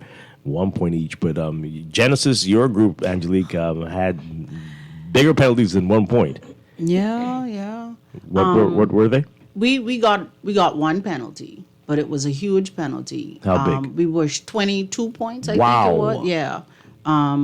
We were short a few persons. Quite a number of people within our group got sick. Mm-hmm. I let my group down because I wasn't able to make New Year's because I wasn't feeling well. Mm-hmm. And I cried tears, like real water tears, right? And then the pressure of New Year's broke a few people. What does that mean? But like they got tired and frustrated trying to prepare for the parade. But one of the things that that baffles me and pains me to the core is the way these people just hand out these penalty points, and the fact that we're told, oh, penalties could cause you to parade, or you could win or lose based on penalties. We hear that every year. Why can't I win or lose based on my presentation, and not you telling me, oh, 2 people had on cloth, and only 4 people supposed to have on cloth, but 2 more people had on cloth, so y'all get penalties for that. Why? You know, if this is how I want to express myself based on the theme that we brought to Bay Street, why am I being penalized, and why is it causing the entire group for this? So, Angelique's onto something good, right? I mean, because Junkanoo and the spirit of Junkanoo is an individual thing, right? And this cannibalization that we have going on, and the manipulation of the system to keep a certain narrative, right? There's only 2 big groups in Junkanoo and so on and so forth. I think is causing us some problems. Now, when you look at, I'm a Junkanoo commando, right? So I had an opportunity to travel with Miss McKay in the summer to Ghana. And so for me, these 2 parades had nothing to do with competition, although I'm the public relations for Ruth, so I have a job to do, right? And so she speak about the Battle of New Year's, right? Literally 9 p.m. on the 31st of December, I'm sitting in the shack and I said, I can't do this. That's it. Our Showtime leader called me, our next gentleman in the shack called me, and I look at the picture because I already sent Miss McKay my costume, the name of my costume. It was a hunter dance, right? The ancestral home place of Junkanoo. So in that moment, 10 o'clock on the 31st, the only thing has come across me is, you got to get to the road, right? Now, when we were on the road, you had the comments about the competition. But for me, it was the spirit that was represented on New Year's Day. The fact that New Year's is the end of an old year and the beginning of a new year, right? It's bring yourself to Junkanoo. So I, like Angelique, have a problem when we slap 22 points, penalty points. For right? one thing? For one infraction, which negates 6 months. I mean, folks be in the shack from 6 p.m. till 2 a.m. Starting May, June. To come on the road and be told, hey, you know what? Judge them fairly, right? And make note of what comes into play. The fact that, hey, we asked for 200 people and you didn't have 200 people, or we asked for this and you didn't make that, right? And that even if that drops into the 4th or the 5th, but they say, hey, you get 4th or 5th because of 22 penalty points, then what happened to the time that these fellas put into the shack, right? The other thing is... So how should you do it? That's a conversation that needs to open up. I think too as well, this 100-point system, this is utter foolishness. It's just like we grade kids in school, right? And you find your 3-year or 4-year-olds, and some parents are like, oh, yeah, my kid made the honor roll at 96. And it's like, really? We that's what we're doing with 4-year-olds and 5-year-olds? So it's the same thing on this Junkanoo. Okay, so we're maxing things out in this percentage where we could play with these percentage points. Like I said, if we were to round and be consistent on our rounding, we'll be tied consistently every morning because we're so close to what it is. It wasn't always like that, right? No. What was it before? And are you both saying that was a better system? I think the other system was a better system because it was 1,000-point system. What was it before? I can't remember, but it was larger numbers. I can't remember the exact amount because honestly, I don't pay that close attention to things like that. I go on Bay Street to perform, right? And my thing is how. If you line these 2 costumes up side by side, pound for pound, and I beat you by half a point in a costume, I beat you by a quarter of a point. How? What determines that quarter of a point? Was it the extra crepe or not? Was it, how was this, like, how do we look and say this is constructed in a Junkanoo style and not in a Junkanoo style that gave them an extra point and less a point? Do you ever get that specific critique to know this is why, this is what happened here? No, but I know that there is on the front end rules that tells you for an off-the-shoulder costume, 3 feet in the air, 75% pasted, so on and so forth. On the back end, is it really graded like that on the parade? So when you judge the parade, you could give fractions of a point. Like you could give 3.25, or you could give like, I'm trying to find out how points come in. I think they just did the average at the end of that. It has to be how does the points, a point of a point, right? A percentage of a quarter of a point, a half of a point. If we're seeing 82 point this, right, and 46 point, right, point the my heart aches. So that's my question. True. How do we? Because the average of a whole number would be a whole number. Right. Mm-hmm. So how do we get fractions? And I mean, this is something that I'd really like to understand. I think Dwight needs to bring some of the judges in to get a better understanding from their point of view. Like, how do you give someone 1.2 points? How exactly do you measure that? Maybe it's like a whole point, but when it's like, okay, it's only 30% of your whole point, then it turns into a percentage. Yeah, that's clear. Okay. Kyle, I interrupted you when you get back to your point, but let's get these calls and then we'll come back to what you were saying. Caller, good morning. You're on the air. Are you there? Hi, good morning. No, okay, let's take the other one. Good morning, caller. You're on the air. Hey, good morning, Dwight. How you doing? Doing well.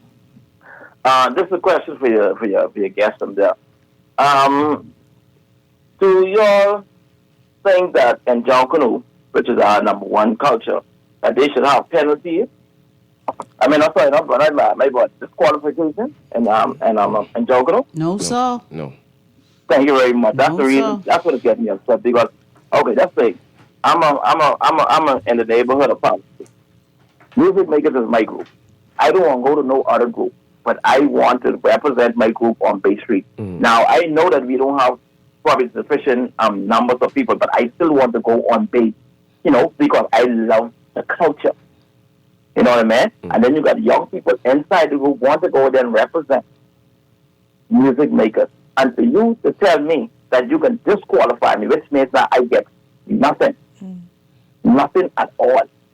I prefer you give me laughs or whatever, and let me get something, so I can say, well, remember, we didn't do good, we came sixth or whatever, but however, we got this amount of money, so what I'll do, I'll get together, have a grill and chill, and just thank all the members for participating in the John Canoe group. All right, so let me ask you, so the disqualification was because you didn't have the numbers, or do you know why? It could be you don't have the numbers, it could be you don't have the lead costume, but I think you have to have two lead costumes. But I know that it's a challenge for me to have two lead costumes. I know automatically that, I'm not going to get either first or, but anyhow, I know that I'm going to be, last. So why would you disqualify me? And the time and effort and money you got to put into John Canoe just because it's our culture and we love it. Okay, so I mean, I'm glad you called in. I want to know so much. I was talking to Angelique about this last week, but some of these smaller groups, should they not consider merging? What is the, maybe with some of the B groups coming together and make a bigger group, or going down to different category, going down to B? Is that a consideration for the Music Makers and the Prodigal Sons at all? Do you know? Right. A John Canoe don't want to merge with no other group. They don't want to.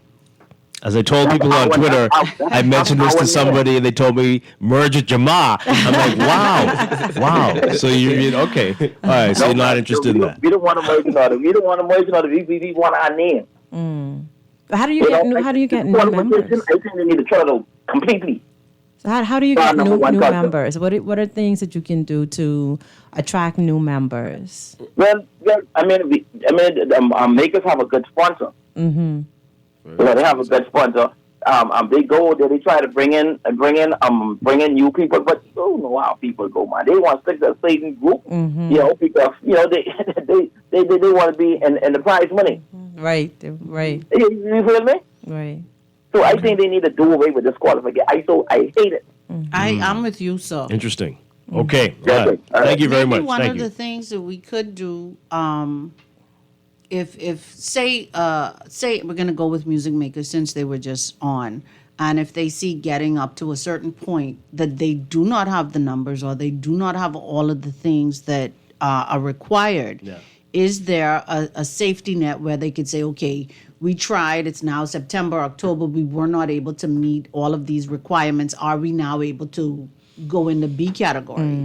You know, or if you started with A and you have your engine running to try to meet all of the requirements, and here comes December and you still don't meet those requirements, you're still committed to go to Bay Street. Or like the BGCSEs, where the most you could get is a C. Yeah. And so you're not disqualified, but that's his best. You can't get higher than third or they fourth still or have something they like that. still have to come because they were working towards this the entire year, you know. So that disqualification, it's very demoralizing to junkanoo. It's very demoralizing. Do you think there should be like caps on the groups sizes? No, because that might help with spillover going to other groups. I'm just asking. Because let me say why. Because you just hurt my feelings. How do you tell someone who is passionate about junkanoo, who's committed to a particular group, no, you can't come, because the people them say we only could have 50 people. How do you decide which 50 people? How do you measure my passion for junkanoo? So cap it at what it is now and have no new people coming based on. But that's still different though, because the Valley and the Saxons get 1,000+ membership. Right. Roots is 350, 400, maybe 500 on paper. Right. And Genesis maybe half of that, a little bit more kind Right. of thing. So where do we cap off now? Some groups do this and say, hey, you can't carry no costume box and they be too big. Or they reach on Bay Street and realize they're too big and say, hey, your 20 costumes got to go in the back line, in the back of the back line, right? And so that's how they try to manage those numbers. But you give us 300 against Genesis, 300 against Saxons, 300 against Valley, 300, pound for pound, we're ready for any 300. Right. But when we got to put our 300 against 1,000, right. it's a different Right. story. Oh, wow. Right. Yeah. Right. Plus, with the issue like Angelique talked about, some people are sick and they won't show up. You capped yourself. You capped yourself right out of winning the thing, right? Yeah. Wow. All right, let's take this call and then we'll get back to the points. Good morning, call. You're on the air. Good morning, Dwight. Happy New Year's. Same to you. Happy New Year. Good morning, Angelica, and the other guy in there. Happy New Year. Happy New Year. Congratulations to the Saxons and congratulations to everybody that participated in the Junkanoo Parade. However, if I was the Saxons, I wouldn't rest too easy on that point spread, because the committees sometimes has come back a couple of months later and change the scores on you. So that one little too Change close the calculator, yeah. for me. But what I'm baffled about is the JCN always say that the judges are properly trained, and that they look for certain things on the parade, like how your guest Dwight is talking about penalties and stuff like that. But how is it that Boxing Day and Boxing Day and New Year's Day are two different parades, right? As far as I know it, right? Yes, that's right. Angelique, they're two different parades. Yes, sir. You got two different themes, but how come the judges don't notice that one group could come with the same costume from Boxing Day, New Year's, and win the parade twice? What now? When did that happen? With the same costume, just change the name on it, spin one around, and win twice. What a time. What? Because I could get on Scandalous the accusations. Who did that? I could get on the Saxons because the Saxons brought the African costume, And the West Boxing Day, Indian costume. and you listening, right? Oh, dear. You listening, right? I hear you. We listening. The Saxons brought the African costumes, Boxing Day with the feathers, and brought them back as Lucayan Indians New Year's. And they won parades. Preach. So how come the judges ain't trained to see that those costumes are basically the same thing? Dwight is going to bring some judges in so they could shed some light on these types of things. Interesting. Okay. If you look at the Valley Boys costume and some of the other groups, those costumes are fresh. Saxons basically get the same thing. That's powerful. Anyway, that's just my contribution. Yeah, that right. And some will say that's your view. I don't know if our guests here agree entirely. Maybe you do. Callers, call us and tell us, or text us if you do. Interesting. I suspect as the caller would have seen costumes on Boxing Day and New Year's, that judges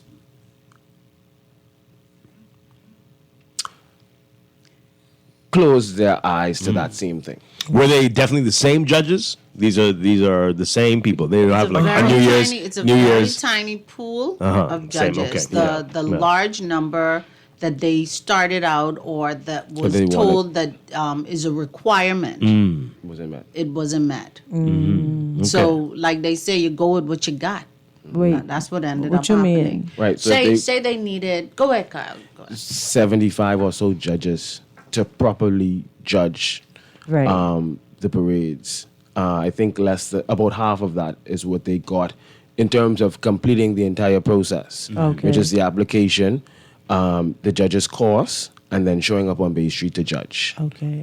And so we would accept that if half of the 75 that is needed or 80 that's required to properly judge this is what we had on Boxing Day, then we put an extra load on our judges, Boxing Day and New Year's.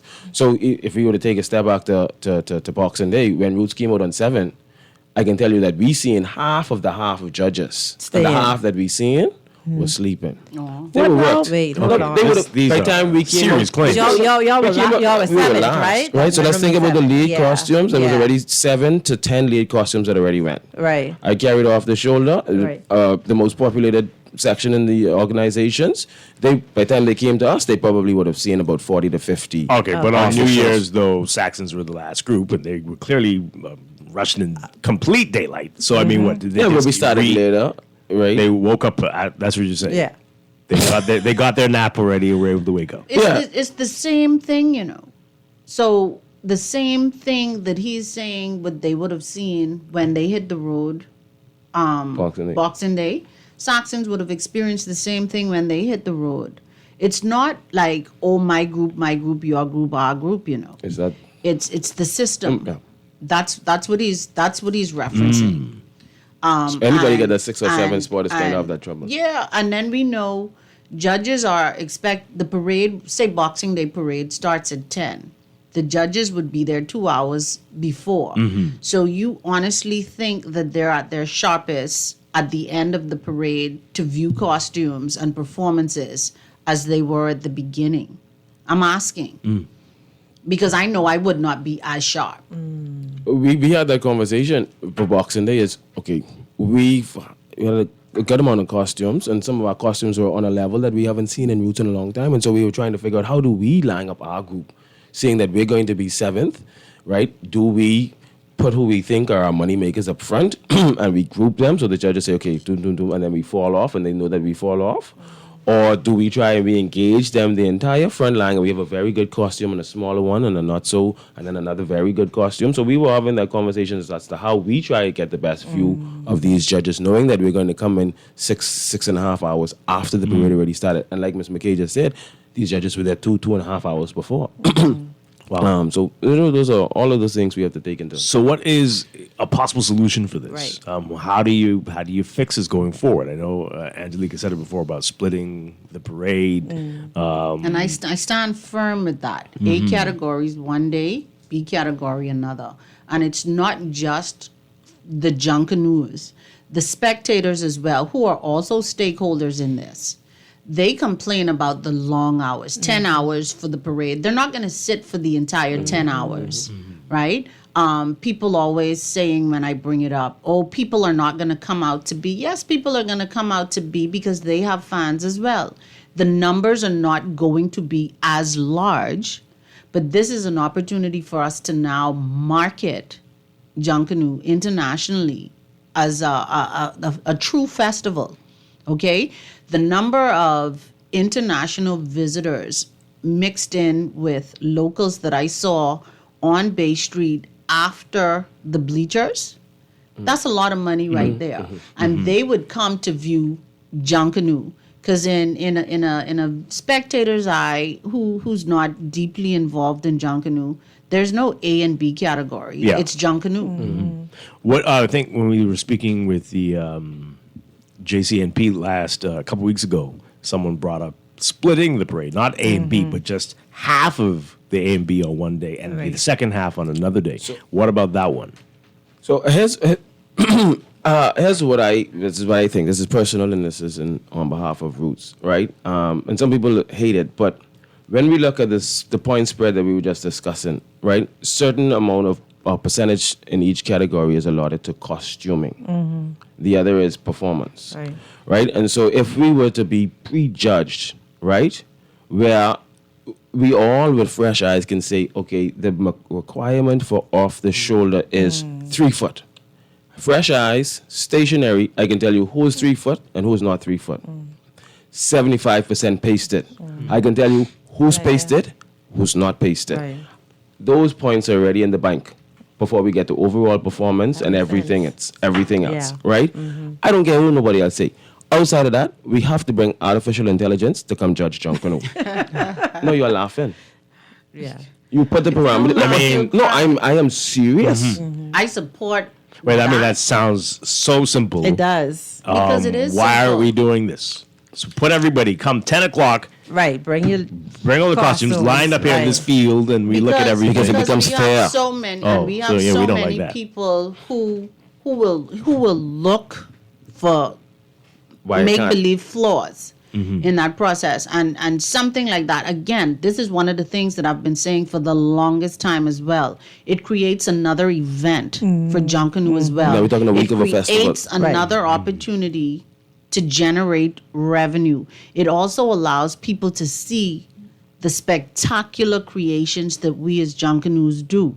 You know, and people would be like, oh, people in the costume getting ready for Bay.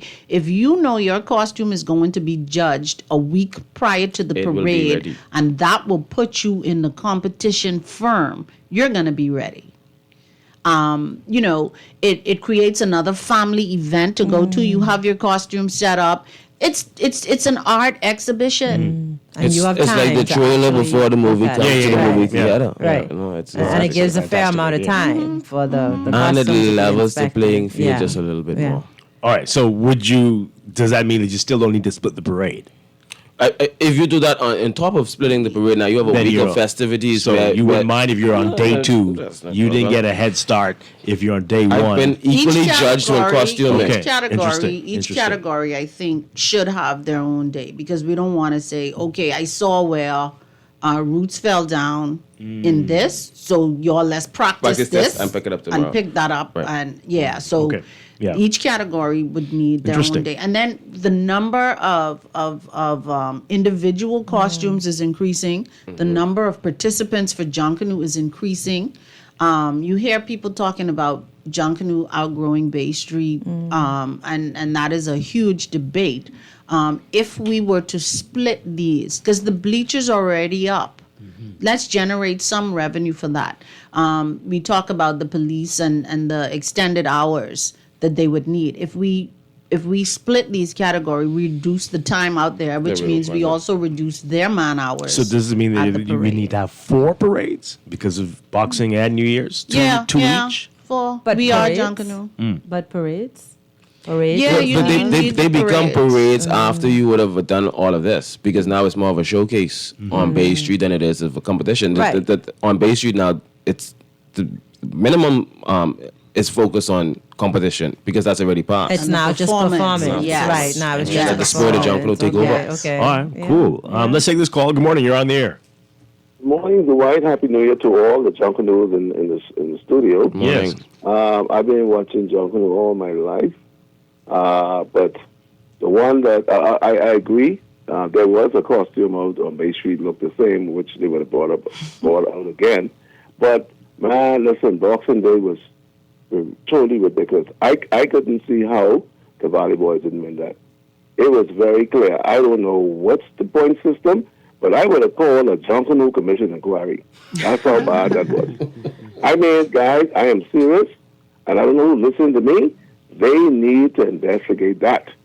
You were in person or you watched it on TV? Man, I was out there. Okay. I was out there, man. Dwight. I don't know what's going on. We have to be more transparent, man. This is totally ridiculous. And I called a friend of mine the other night. He said, Gator, and that's my name. He said, Gator, I stopped watching Junkanoo. I said, why? He said, man, things ain't right with this scoring thing. Oh, wow. And it's very discouraging for me, man, when I saw that. And it's not my group, you know. It's not my group. I'm a one family. But, man, when I saw that, there's no way the Saxons should have won that. There's no way. But it has to change. We have to have accountability.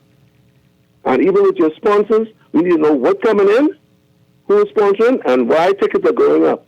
There's a lot of things we need to say. And I commend you guys for coming out there. And I don't hear nothing from Saskatchewan, nothing from the Valley Boys, but I commend you all for coming out and dealing with this issue. And this has to be dealt with.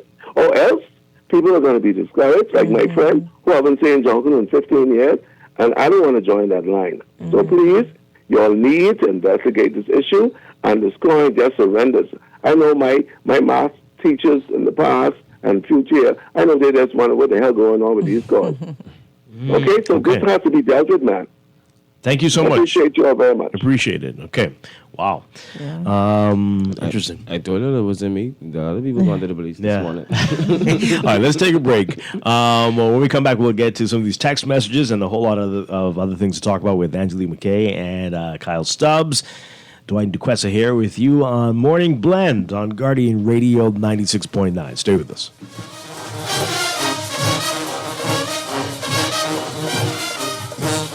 Wherever you're headed, the Custom Computers Know-How team is standing by to help guide you in the East and the West. We now have 2 convenient locations on Patton Street in Palmdale and our newest store in the Caves Village Shopping Plaza through the Blake Road entrance. Discover the latest products by top international brands and the knowledge you need to unleash tomorrow's technology today.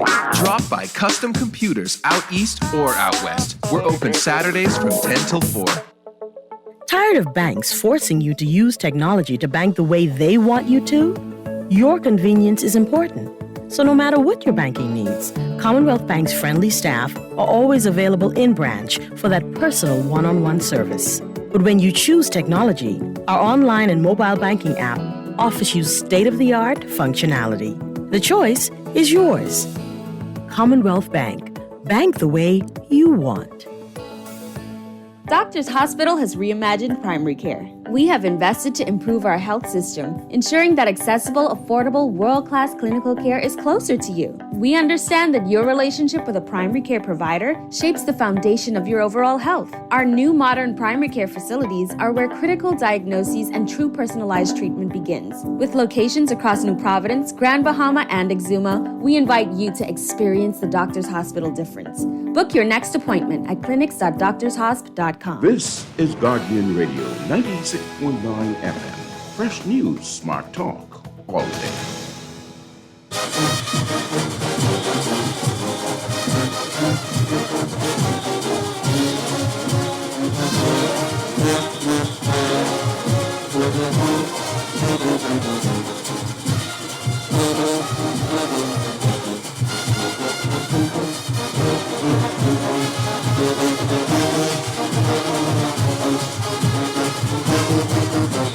Steam Tech Crew.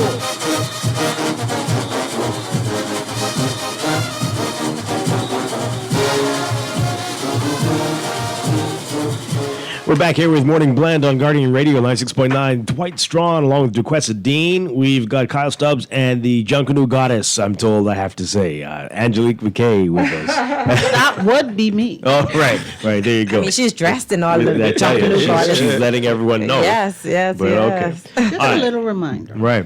Call in, folks. We're talking about Junkanoo, what we saw this season, and what needs to change, what needs to happen. 323-6232. 325-4316. 325-4259. Call us toll free, 242-300-5720. Tweet us, Facebook us, text us, 422-4796. With the Family Islands, we know it's big on some of these islands as well. It's not the JCNP that manages those parades. I think it's the NJC. Do you hear these complaints with other parades, like in Grand Bahama and the other Family Islands? So are you having these types of penalties? Their scoring system as... It's the same system. Yeah. It's the same system. For Grand Bahama, I know they did training for local persons in Grand Bahama, as well as taking some of the New Providence judges along. But they do say it, but you don't hear it as much because based on my understanding, the competition isn't as fierce, and it's not as tight.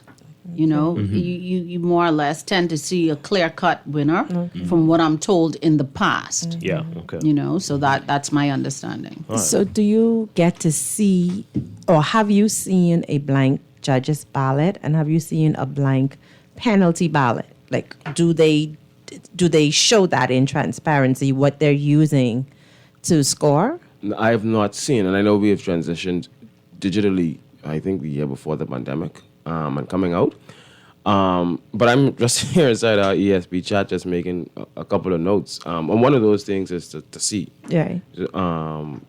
Because I think if we can work our way through what the judges have in the front of them, then we get a better understanding. Correct. Not that we agree, Right. but we have a better understanding. And I think just to certain groups is that lacking of understanding. You know, we discussed off air, some things in Junkanoo are intentionally made to confuse you. But we have too much intelligent people in Junkanoo. And I'm not speaking in one particular group, in Junkanoo in general, to be confused with nonsense. Right. So I think it's time that we start to peel back the onion layers and ask the appropriate question and make it make sense. Because I also want to understand the penalty, because is it the unanimous decision of all judges to cast a penalty? No, or how does that there's work? a couple of things. I think there are penalty judges, and then somebody from the organization is responsible for accepting and signing off on. Okay. So that's why I asked Ms. McKay who signed their penalty sheet. Okay. See, I don't know. And my thing is, you're devoting judges to penalty rather than judging the art form. So you focus on that rather than, oh, this is spectacular. It's the same thing on social media. You have some Junkanoo pages that focus on showing the back of costumes not pasted. That shows somebody, you know, where their undergarment is showing, right? Which, it doesn't complete the costume, but it takes away the other 95% of the pasted, feathering, the time associated, the dedication that went into that. Right. But we just want to highlight, hey, look at the back of this costume. But really? Wow. Silly. Okay. Let's take these calls. Good morning, caller. You're on the air. Hi. Good morning. Yes. Okay. Let's take this one. Hi. Good morning. You're on the air. Just to chime in on the conversation going on, I wanted to comment on the question of returning a costume from Boxing Day to New Year's. I understand their concern, but there's nothing against that in the rules of Junkanoo, especially if you somehow create a costume with the intent of repositioning it or making some adjustments to it. There's nothing against that, number one. And number two, there are persons who may have judged that category, say costume on Boxing Day, doesn't necessarily judge that same category on New Year's. Because when the judges arrive to Bay Street, as I understand, it's then that they're decided in which category it's decided that they are placed to judge. So it's not the same people judging the same category each morning. That point is taken, and that I could accept that. That could be a possibility. But if that is the possibility, then we need to go back to our sponsorships and have an honest conversation about what it takes for us to get to the road each morning if we're going to be recycling. So we can't say it takes us $150,000 to get on Boxing Day and we recycle for New Year's and tell them it takes us $150 to get there on New Year's as well. Right. And if you have to understand, someone sponsorship can in no way pay for any of those parades for any of the groups. Sponsorship is but a fraction of what goes into producing a parade for any particular group on any particular one. But another thing that happens... Well, before we move on from that, if sponsorship is a fraction, then what's the other fraction? The other fraction is personal income. Personal income, personal resources from group members, family members, other persons who come in and support the group, other than major sponsors. So if, for instance, my major sponsor is giving me $75,000, I'm paying $300,000 to get my group, a major group, to the road. The other thing is I want to comment on the disqualification and the penalties. If, in fact, you don't have penalties, then your parade has no organized rules to govern. For instance, if my banner breaks down in the middle of Bay Street and it impedes the parade for 2 hours, shouldn't I be penalized for that? In terms of your banner score? ban a score, I'm preventing and frustrating the progress and the movement of the parade. So I don't think anyone was having an issue with penalties, just wanted it to be rationalized, right? Also, but the disqualifications is what folks were saying earlier that they had an issue with. But as far as the disqualifications are concerned, history has proven that the protocol fund and the music makers do not qualify for Category A. But for some reason, some of the persons in the JCNP, in the jungle organization, continue to allow them to parade in those categories. Those groups are smaller than the colors. They're smaller than some of the major Category B groups. But year after year, they're allowed to continue to come to Bay Street and not qualify for Category A, but continue to collect seed money in those categories. And I think that is wrong. And I think that a lot of the JCNP membership and leadership needs to take responsibility for that because they know it happens every year. So it's no excuse to say, well, oh, how come it happens every year? Okay. We know these groups don't qualify, but we continue to have them participate for whatever reason. I think it's for voting rights. I think some of these groups use these two groups to vote against some of the major groups on issues in the JCM, and that's why they keep them there. Oh, wow. So that they make up the numbers because they know, and that's unfair. You see, and I think that we had, during the COVID period, a long time to reposition Junkanoo, to change some of the things we do. I agree with Angelique that there are too much groups on one morning parading. The B should go one morning, and the A should go the other morning. We have to take the shackles off of Junkanoo. Amen. What happens in that hole on Boxing Day and New Year's is atrocious. Okay. People disassembling costumes and trying to reassemble costumes. It is crazy and it's madness. And we only do it because of one reason. I asked a permanent leader, I said, why are we probably the only people in the world try to pack two big parades in 1 week. Yeah. So that if I lose Boxing Day, then I have a chance to win New Year's. That's nonsense to me. Nonsense. Sir, thank you so much. I appreciate your contributions this morning. Thank you. I'm just curious, if you do recycle the costume, should you be eligible to be judged again? I mean, you think that's fine? Do not have a problem with recycling a costume because one of the things that we do as Junkanoos as well is we design a costume to be able to use some elements of that costume again. And we do that by slotting on. Time is not our friend in Junkanoo. You know, money is also another issue. And when people constantly complain about, oh, you brought this costume back, we brought elements of the costume back and not specifically just that costume. We have to look at our finances. We have to look at the fact that water levels are rising and the ozone layer is opening. So we need to recycle. We need to reduce our carbon footprint at the end of the day. And I have seen people tell me, I recycle a costume and I carry 2 different costumes every morning. And people just say it randomly anyway. You know, I have heard them. You know, so I don't have a problem. And it's part of the engineering of these costumes that we are able to use some aspect of the costume. But is there a guideline for that? Is there a guideline for what percentage of a costume can be used?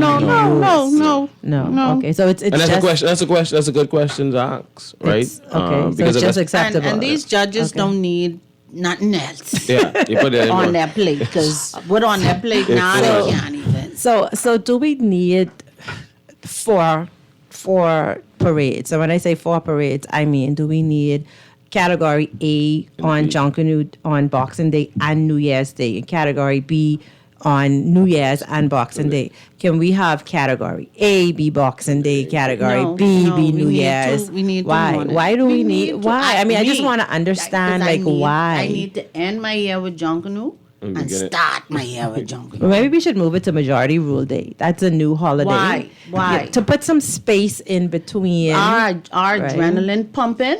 Oh, we don't need that break. We don't need that break. Oh, people have said it though. We need to turn that week into a festival, so have it spread out during the week. The majority of people who are asking that Junkanoo date be changed, I can guarantee you ain't no Junkanoo. No, because I ain't a Junkanoo. I can guarantee you that. But could we do like a 6 o'clock or 7 o'clock? Like if we're gonna do multiple of these parades. There are several adjustments that need to be made. It's not just one thing. All right, we're going to get into that a little bit more. Call, I hope you can hold on. We're going to break for news. We're going to pick this up after the news, and we're going to get to all of your text messages. This is Morning Blend. We're talking with Angelique McKay and Kyle Stubbs, talking about Junkanoo, and want to hear from you as well when we get back. This is Morning Blend on Guardian Radio 96.9.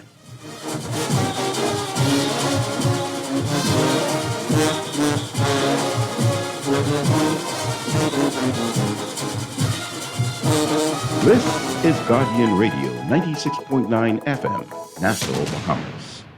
The views and opinions of the host and guests are their own and do not necessarily reflect the position of the management and staff of Guardian Network.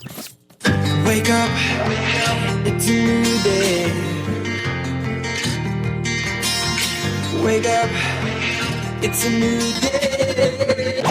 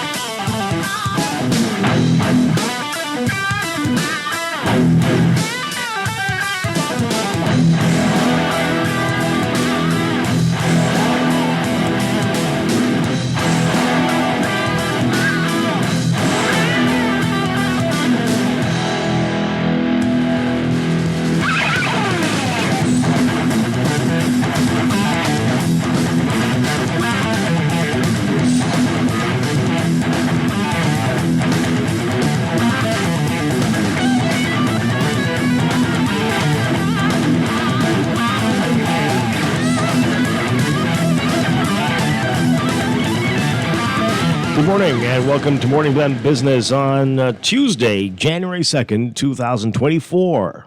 Welcome back to our Morning Blend listeners. Once again, I'm Dwight Strachan along with Duquesa Dean. We're talking Junkanoo this morning, and a little bit later we're going to talk to a resort about something special they have going on all in this hour. But we continue a conversation that we've been having all morning long with Angelique McKay with the Genesis Warhawks. And Kyle Stubbs with the Roots, and great discussion so far this morning.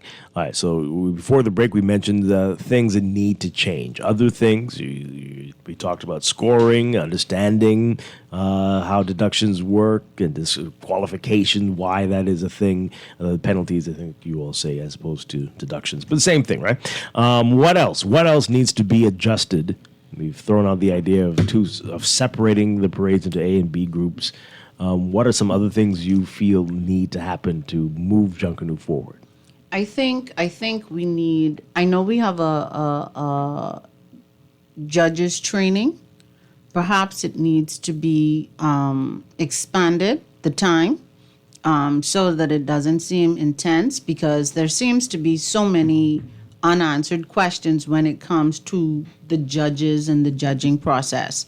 And I do understand that art is subjective, so that's not even my issue with, okay, this costumes looks better, because it just may be, maybe my structure isn't as good, but the color combination caught your eye, right? And I end up getting more points because I have on a pink and green costume, and you love pink and green more than you love red and white. Let's just say. So, but we need to be able to understand, and perhaps we need to do something where, like the prejudging thing would be fair, right? Because the fatigue is going to kick in. Research can tell you fatigue is going to kick in after a particular time. So it's not even fair for the judges that they're there for 10 hours and expect to be able to have that critical eye. So we need to revamp that, or look at something to do with that, because that's creating a lot of havoc, and it's demoralizing to Junkanoos as we continue to move forward with this thing that we love and that we are willing to almost sacrifice our lives for. Yeah. Kyle, any other suggestions? I concur with what Ms. McKay is saying.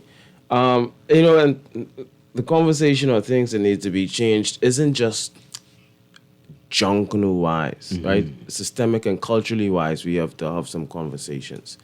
Our organization found itself on the bad end of the stick box, and they when, folks who were airing the parades, saw fit, one, to cut off before Ruth's full presentation, and then two, to allow somebody to comment on Ruth's presentation that's associated with another organization.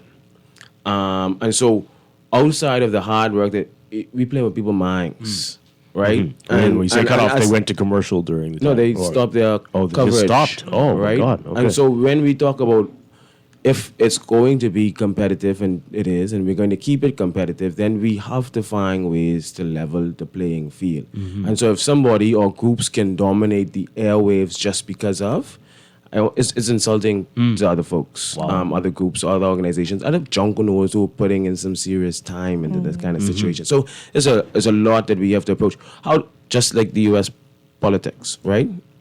Who gets what in terms of who makes it to the debate stage, and it's a even playing field. But when certain other people get airwaves, then we perpetuate the narrative that there's only two major junkanoo groups because Genesis doesn't have an opportunity to sell their story or tell their word. Roots doesn't. One family over the last few years has done a very good job of making themselves relevant in this arena. But outside of that, I think the fifth estate just needs to be what it should be and support culture, not particular groups in culture. We're getting astray here, but would you prefer just an uninterrupted feed or a feed with maybe commercials but nobody talking, no commentary at all? I think would that be preferable? I think you want to catch the moment of junkanoo, right? And it happens before. Everybody know who Percy Vola Francis is. You can always grab him in the middle of the parade and get him while all of his energy and adrenaline is going on, and he can tell you what's in the front of him and what's in the back of him, right? But we take somebody out to sit, right? Of course, they're in the group, they participate in the preparation, but now it isn't in the moment of, it's the pre-prescribed narrative of this, that, and the next to kind of put into the person's mindset. You can catch Angelique McKay on Bay and ask her two words. You get her raw impression of what is happening on Bay Street. But now you take Miss McKay out and you tell her, hey, 10 minutes before Genesis, come on, and 5 minutes into Ruth's presentation, you have some airtime. Oh, you don't think Miss McKay can prepare for that? You don't think she can throw one or two jabs here or there? But in the moment, it's adrenaline running. What's in the front of me, front line? The music right behind me. This is the impression right here, right now, of what's going on with Junkanoo today on Bay Street. Not what I think, what I want you to think, the impression. No, right here, raw, uninterrupted. All right. Got a whole lot of text messages we need to get to, but we also have a lot of calls. Let's take the calls quickly, and then we'll get to the text messages. Good morning, caller on the air. Good morning, Dwight. Hi. And good morning to you. Guess Happy New Year, everybody. Same to you. Happy New Year. Happy New Year. I want to pick up right there what the guest was talking about, because I heard the commentary about Roots 2, and while the person was giving their views, I was like, well, what else would they say? This is success. Ain't nothing Roots 2 can be pleased in her sight. And one thing I can say, Bahamians love politics, right? But, buddy, we like Junkanoo more. We for our group, buddy, and all we can see is our group. So maybe we need to find, like, a way to have a more neutral commentary, I don't know, or maybe go with, like, how they used to interview the leaders back on the parade.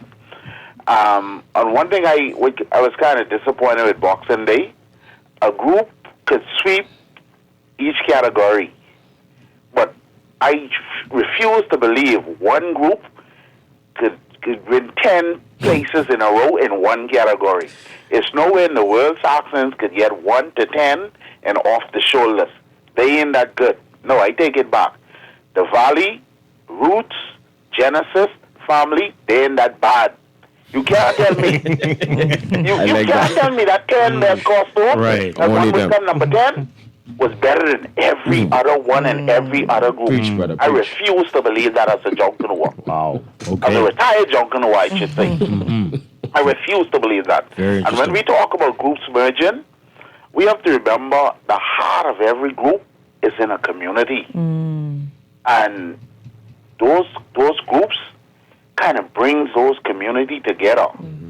Even, let's say, the makers, they might not have had the qualifying number or whatever the JCBA had wanted, but that community was in that group, and that group, community work in that group. And to be honest with you, some people in the community where the makers is, they can get along with some people in some other community. So we have to look at all of that when we penalizing these people, because it's just more than just going down Bay Street. Well, go into Group B, go into Category B then, right?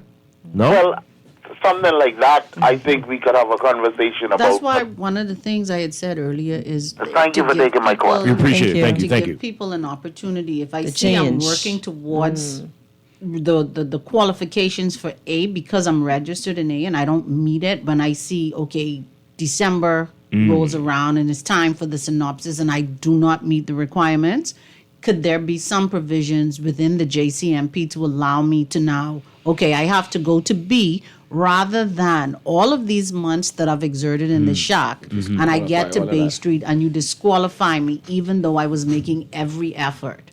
I'm not saying that they haven't been not qualifying for a while, but I'm thinking beyond today, you know, because this has been an issue. So does anybody know how much they were short by?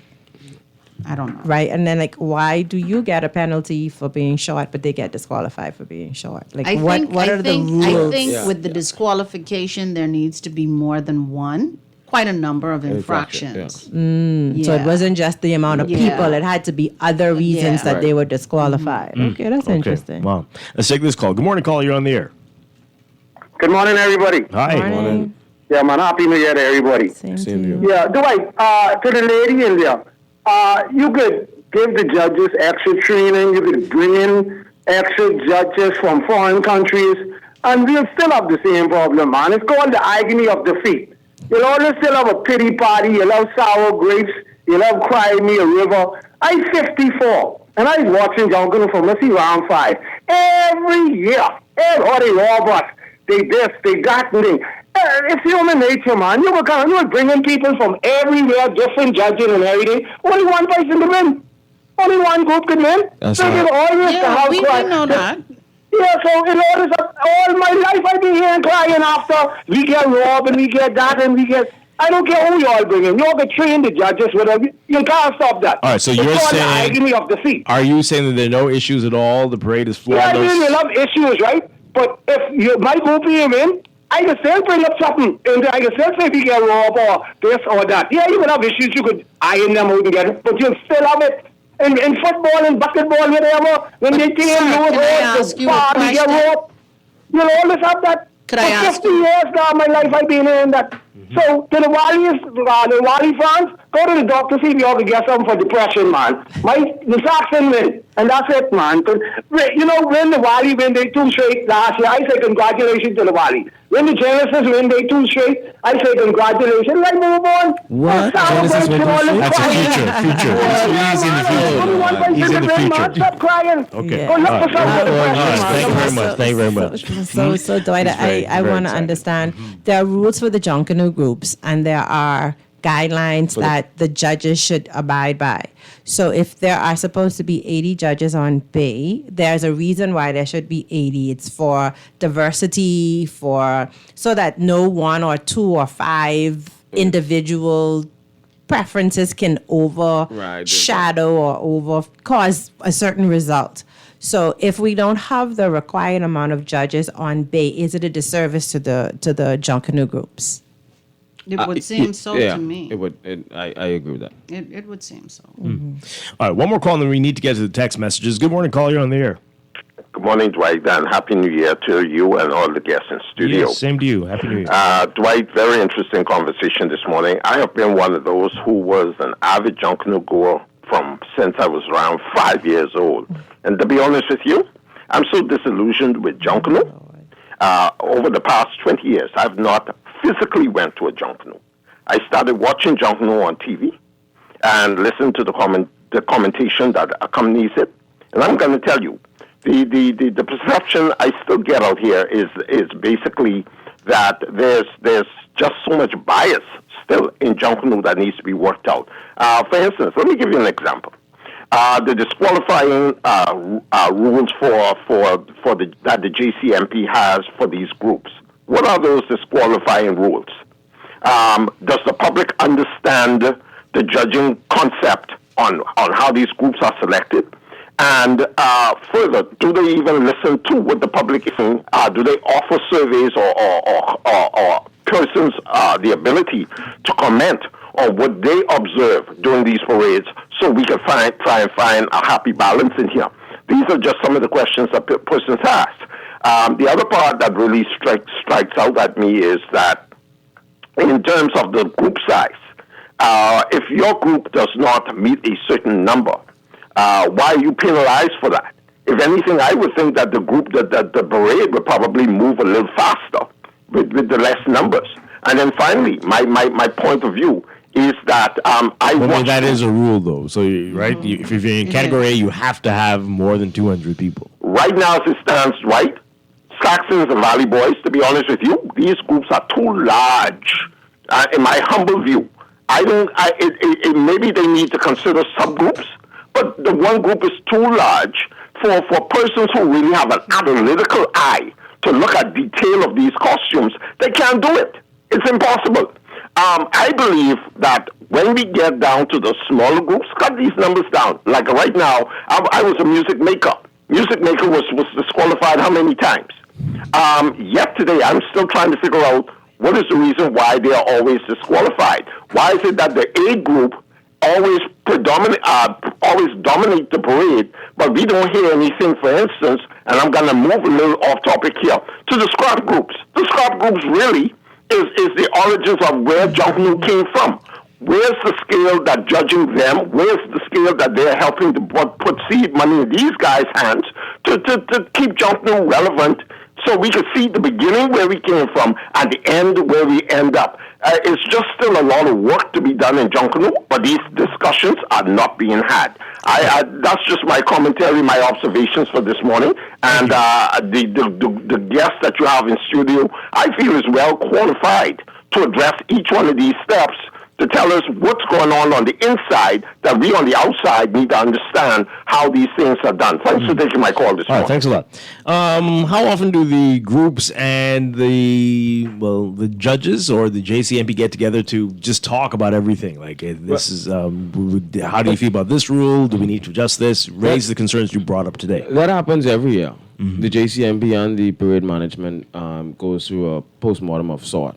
Kind of thing. And there is a time frame that's open up for discussions on changes or alterations to parade management or the rules itself. And then there also comes a time when that period closes off and the focus shifts to other aspects of bringing Junkanoo to Bay Street. Mm-hmm. How honest or earnest those conversations are, who pushes those conversations or who dominates those conversations, those are the real questions, kind of thing.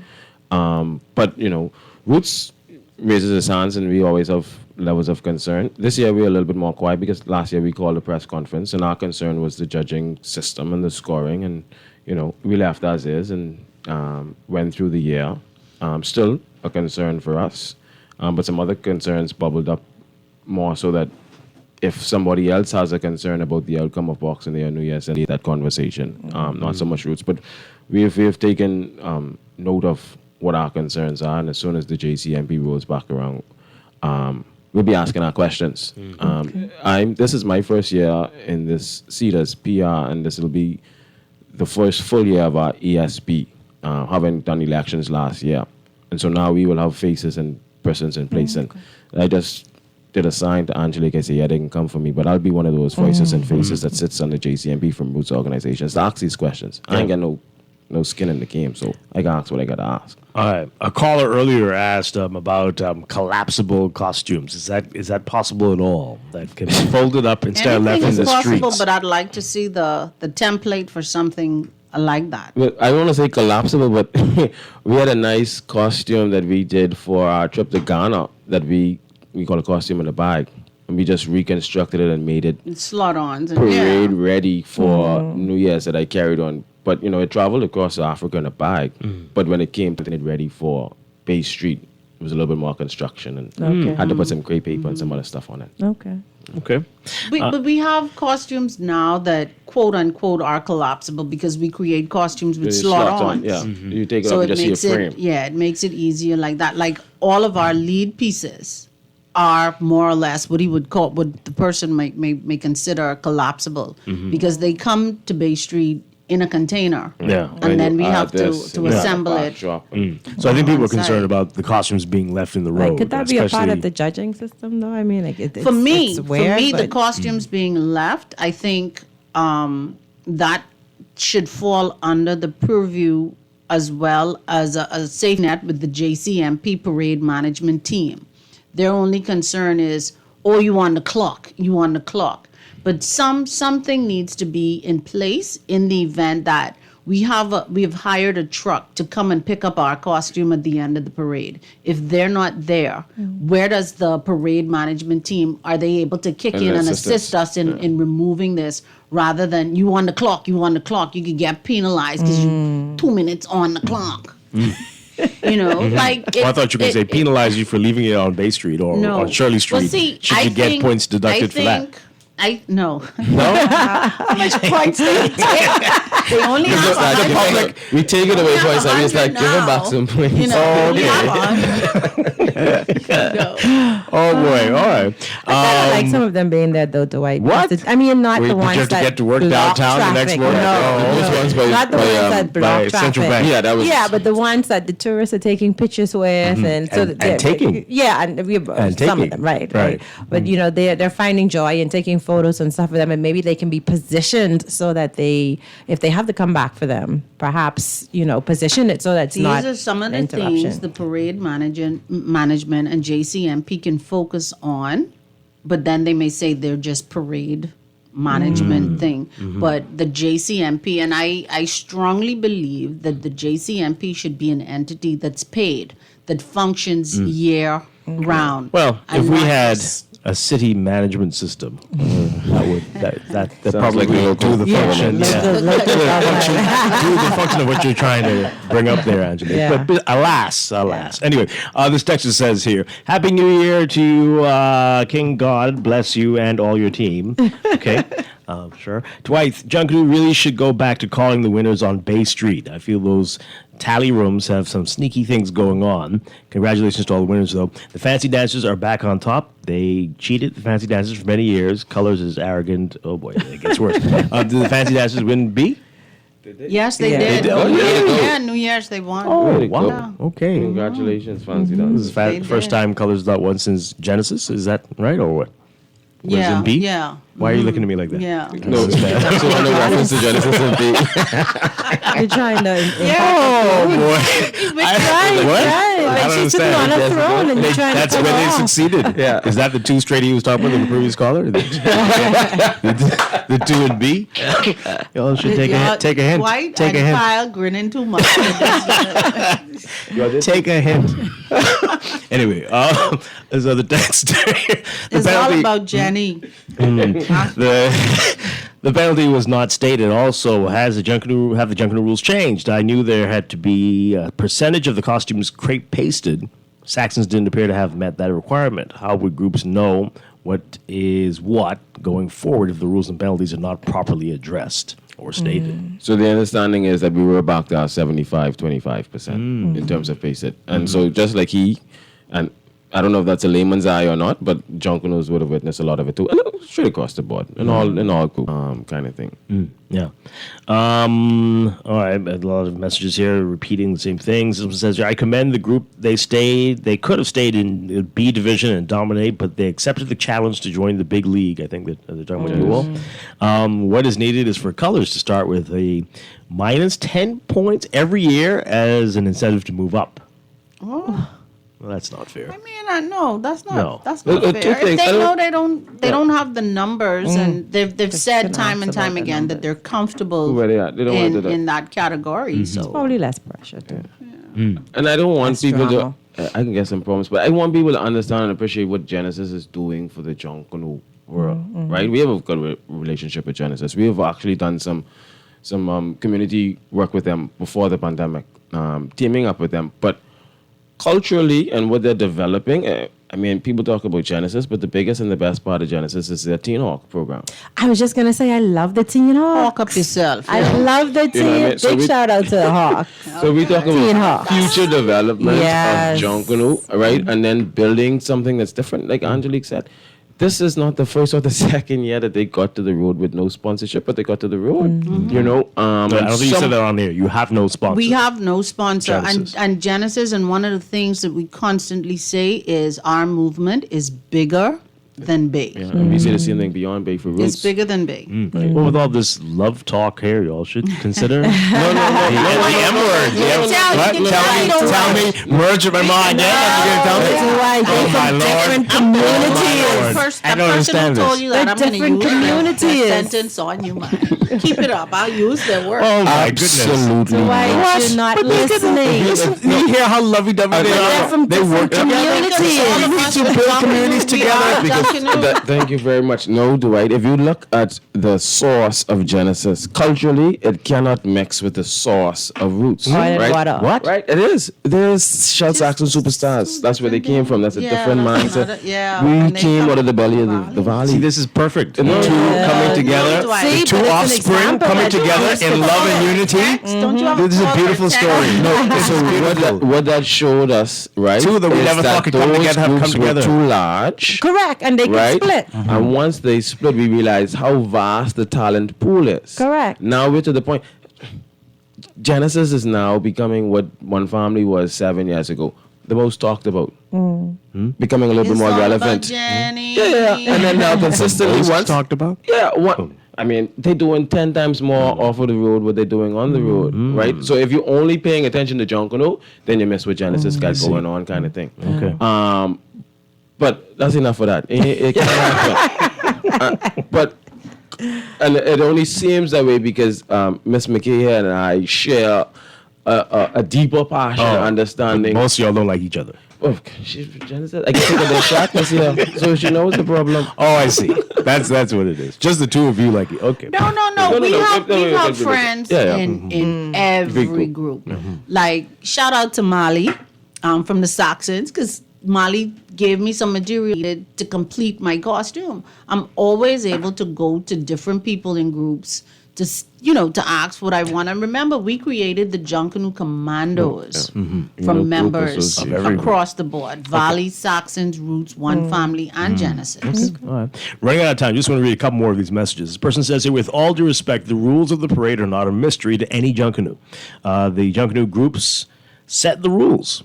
And if any member of any group doesn't understand the rules, it's the responsibility of their group leadership to educate them. The penalty system isn't just about competition, it's about protecting the art form of Junkanoo. Junkanoo is not a cloth-based art form. Express your theme within the accepted limits of the art form. So that person did not watch New Year's when you talk about cloth, because Bay Street New Year's was 95% cloth, straight across. A group and B group. So whoever and whatever group he's associated with, he is sticking to a particular narrative. If you were on the parade New Year's, you would realize that Junkanoo in its art form was misrepresented and on New Year's. Oh dear! Wow. This person says here, the people judging the A division should not judge the B division. Senior or more qualified judges should judge A. If it's over 2 days, keep the same lineup over 2 days. Is the quality better in A than B? Because there's costumes in B that can, pound for pound go with A. And how do we classify judges? Yeah, I'm all for artificial intelligence. So you're not joking about this. I'm serious. Because we liked your idea about the pre-judging, but the art. How would that work? Well, somebody always, one or two calls or text messages talk about the human impact. Remove the human impact. You tell artificial intelligence, this is what you're looking for. 75% needs to be this material, 25% this. There's no human, this is the Shell Saxon Superstar, I'm going to look over it. Whatever artificial intelligent utensil or tool we use is going to look at this costume and say, that's crepe paper and that's not crepe paper. This is, you can tell them, right? We're not the largest brass or the loudest brass. We're looking for first and second and third trumpet parts, synchronizing with the trombones and the mellophones, and we're looking for sousaphone, and we're looking for harmonious songs to come together. Artificial intelligence can tell you when your brass is not in sync, or a note is not clear, or the wrong chord was hit. A judge who's not a musician can't tell you that. But what we're getting right now is the biggest brass, the biggest backline, the loudest. Or they played my favorite song. Or they played my favorite song. Wow. So if it's the human nature is the problem, take it out. That's what Roots brought to the question last year. Interesting. The human impact what do you is think the of that? issue. You want AI determining the winner? It's interesting. I'll have to think about it. It's interesting. There'll always be I more mean, Saxons and Valley inside this country. So Always. you got to take them out. Wow. All right. So the phone lines are still lit up, but we got to go. We got to go. It's been a great conversation. Some good ideas presented. I guess you all will bring that up again about the prejudging. We've We'll heard, wait but for the hopefully show where you're bringing some of the judges on. All right. And that's I'm sure it's going to be very challenging to get it together, but we're going to work on it. We'll work on it. Thank you both so much. And we My look forward pleasure. Always a pleasure. when you all get back into the shack to start working for. I just seen a message February 25th. I seen a message inside our That chat. early? Yeah. So on the record, that little lady, you only want me. That's working. That's working. We get postmortem to do and one or two other things. And we're going to celebrate some Junkanoo people. is 365 and a quarter days a year for Junkanoos. Wow. The thing's going, but we're back in the shack February. Okay. So you ready to know your themes and everything? Working on it. Okay. Interesting stuff. No West Indies stuff here. Or the same choreographed dance 2 years in a row. What now? You save that to end the show with. Oh, jeez. Okay. Kyle Stubbs, Angelique McKay, thank you so much. And again, congratulations to all the winners. Congratulations to everybody who pours their heart and soul into this. Everybody is a winner, right? And we love talking about it. So, hey. Keep up the great work, everybody. Thank you. All right. We're going to break for a bit and we'll be back with more Morning Event Business after this here on Guardian Radio 96.9.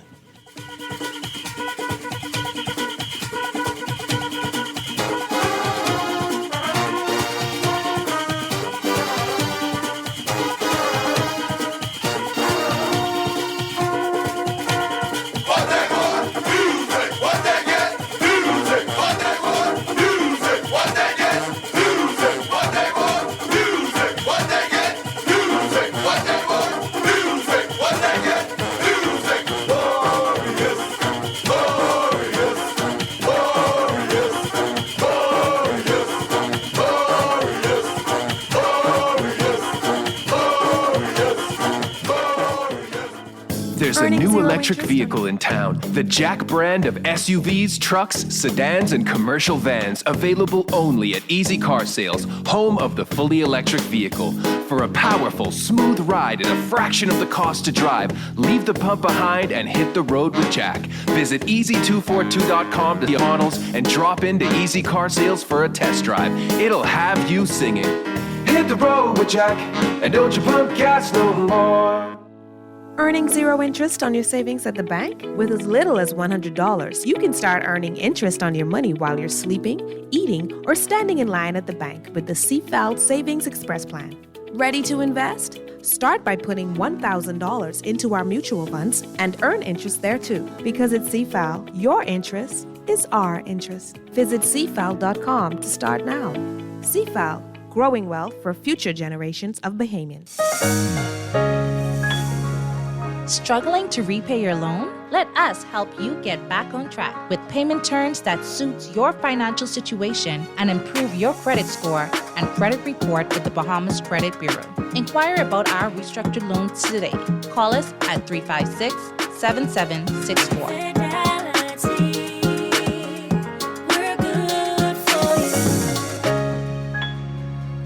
Ready to save? You can put $100 into the CFAL Savings Express and make sure your money keeps growing. Earn interest on your savings while you're sleeping, eating, or standing in line at the bank. Ready to invest? Start by putting $1,000 into our mutual funds and earn interest there too. Because at CFAL, your interest is our interest. Visit CFAL.com to start now. CFAL, growing wealth for future generations of Bahamians. Cashmas is here at Percy's Island Game. 78 winners, $250,000 in cash and prizes, and a grand prize of $50,000 in cash. And there's more. 7-day Caribbean and Alaska cruises, 7-day trips to New York, Las Vegas, and London, TVs, iPads, cell phones, and 3 brand new 2023 Toyotas. Enter to win each time you deposit $20 on your verified account at the only place with the cash, the cruises, the toys, the trips, and the cars this Cashmas, and that's Percy's Island Game.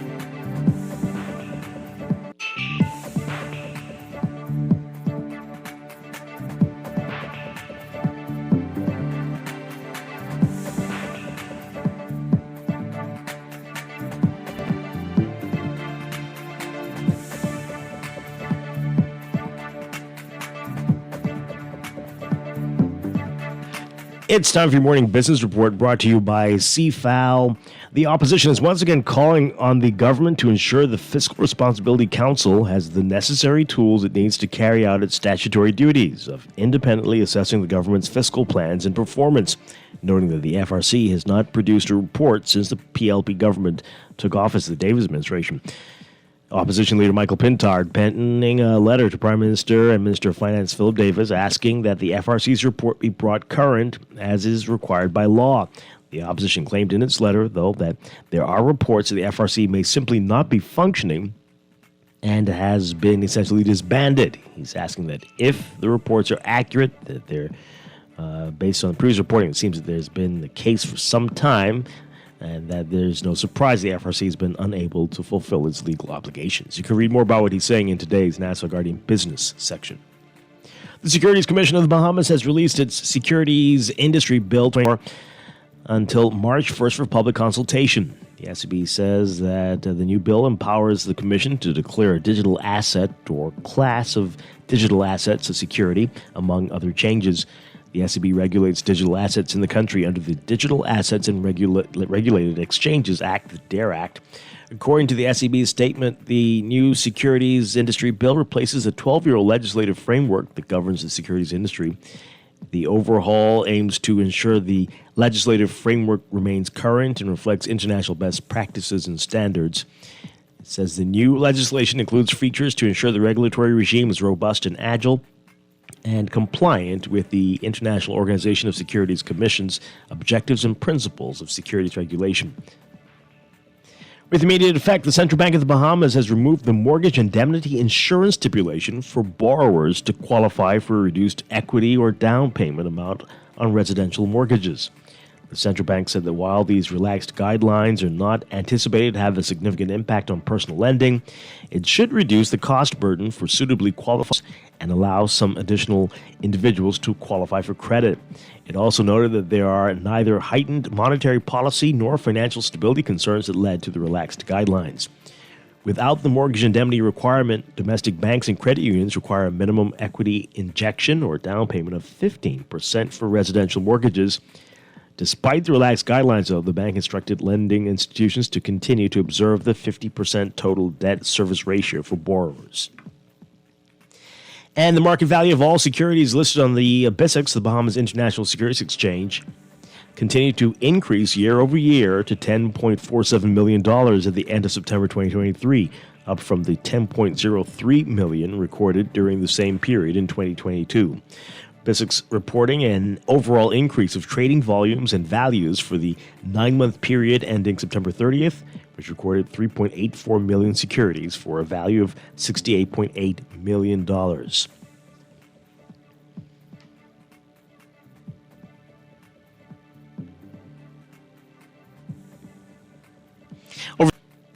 A survey of factory managers in China shows manufacturing contracted in December, and the latest sign of the world's second largest economy remaining sluggish.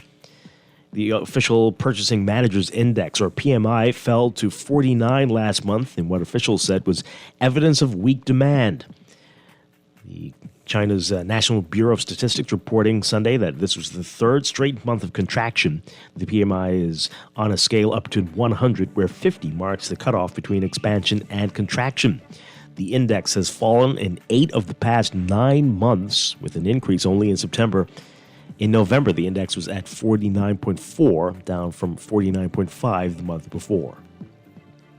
In your Market Watch recapping trading on the final day of trading in 2023, December 29th, market movers, Commonwealth Brewery moving 550 shares, closing at $11.01 unchanged. Consolidated Water down 12 cents, closing at $7.12. Emira Incorporated up 2 cents, closing at $9.27. The Basic All Share Index closing at 2,851.61, down 0.11. Recapping the week last week, the local market ended the week with 181,778 shares crossing the exchange with 13 trades, accumulating a value of $426,885. The Basic All Share Index gained 0.82 points or 0.03%. Year to date, the index ended up 206.58 points or 7.81%. The week's volume and value leader, Bahamas First Holdings, moving 168,129 shares in one trade for a value of $336,258. That's your Market Watch, and that is your morning business report brought to you by CFAL, growing wealth for future generations.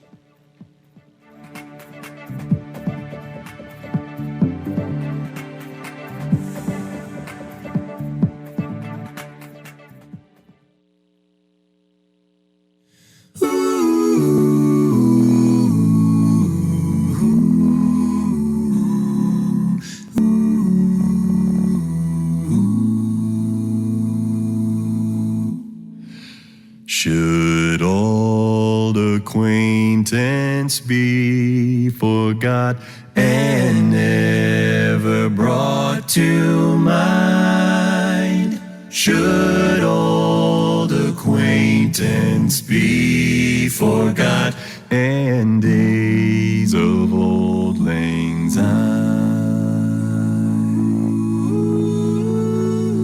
For old lang syne, my dear, for old. We're back here with Morning Blend Business on Guardian Radio 96.9.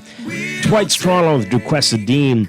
And this morning, changing gears, we are talking with Comfort Suites. They have always something very exciting going on. And this morning, they're going to tell us about their New Year's sale promotion and more. Very pleased to have with us this morning. We've got Lakeisha Benaby, Assistant Director of Sales, and we have a Sales and Revenue Manager. Do we have anybody else with us this morning? It's just your two team members today from Comfort Suites. Good morning. Wonderful, wonderful. Morning. Great to have you with us. Happy New Year. Happy New Year to you as well. Happy New Year. Bahamas. Okay, all right, wonderful stuff. New Year's, you've got a sale. Tell us about it. What's happening? Well, again, Happy New Year, Bahamas. Of course, Comfort Suites is back with our local sale for January. The rate is $158 per night. This would include complimentary breakfast. You have the Atlantis amenities. You have complimentary Wi-Fi. We offer complimentary parking. So there's a lot of inclusivities with this promotion. Also, we're back with our fortnight free promotion and our food and beverage credit. So you stay with us 2 nights or more, you'll be able to get a $25 food and beverage credit. If you stay with us 3 nights or more, you'll get $50. So you'll be able to use that at our Crusoe's restaurant. Try the delicious fritters that we have at the restaurant and a lot of other exciting menu offerings at the restaurant as well. Okay. So again, the rate is $150 per night. This is not including the tax and fees. Kids 11 years and under get to stay, eat, and play free once they're accompanied by a paying adult. So again, kids 11 years and under, they can stay, play, and eat free once they're accompanied by a paying adult. All right, how long is the sale going on for? Well, this is for the entire month of January. So it's open now. Persons can always call in to make the bookings. Our reservation team is ready to lock and secure those reservations. Mm-hmm. And you have to, that's for you, you have to stay during the month of January. This isn't, you couldn't buy the rate now and lock it in for February or March. That's not, no. It's only available to book and stay within the month of January. Okay. Is there a minimum night requirement, and is this a Bahamian rate, or is it open to anyone? Exclusively for Bahamians and permanent residents. So there's not a minimum night stay. The rate is available. If you want to stay with us for one night, with us for 2 nights, this rate is just available for locals and persons with a permanent resident card. Okay. Any blackout dates? You know, we got a majority rule day coming up. If people want a little holiday getaway, can they do that day? Is that fine?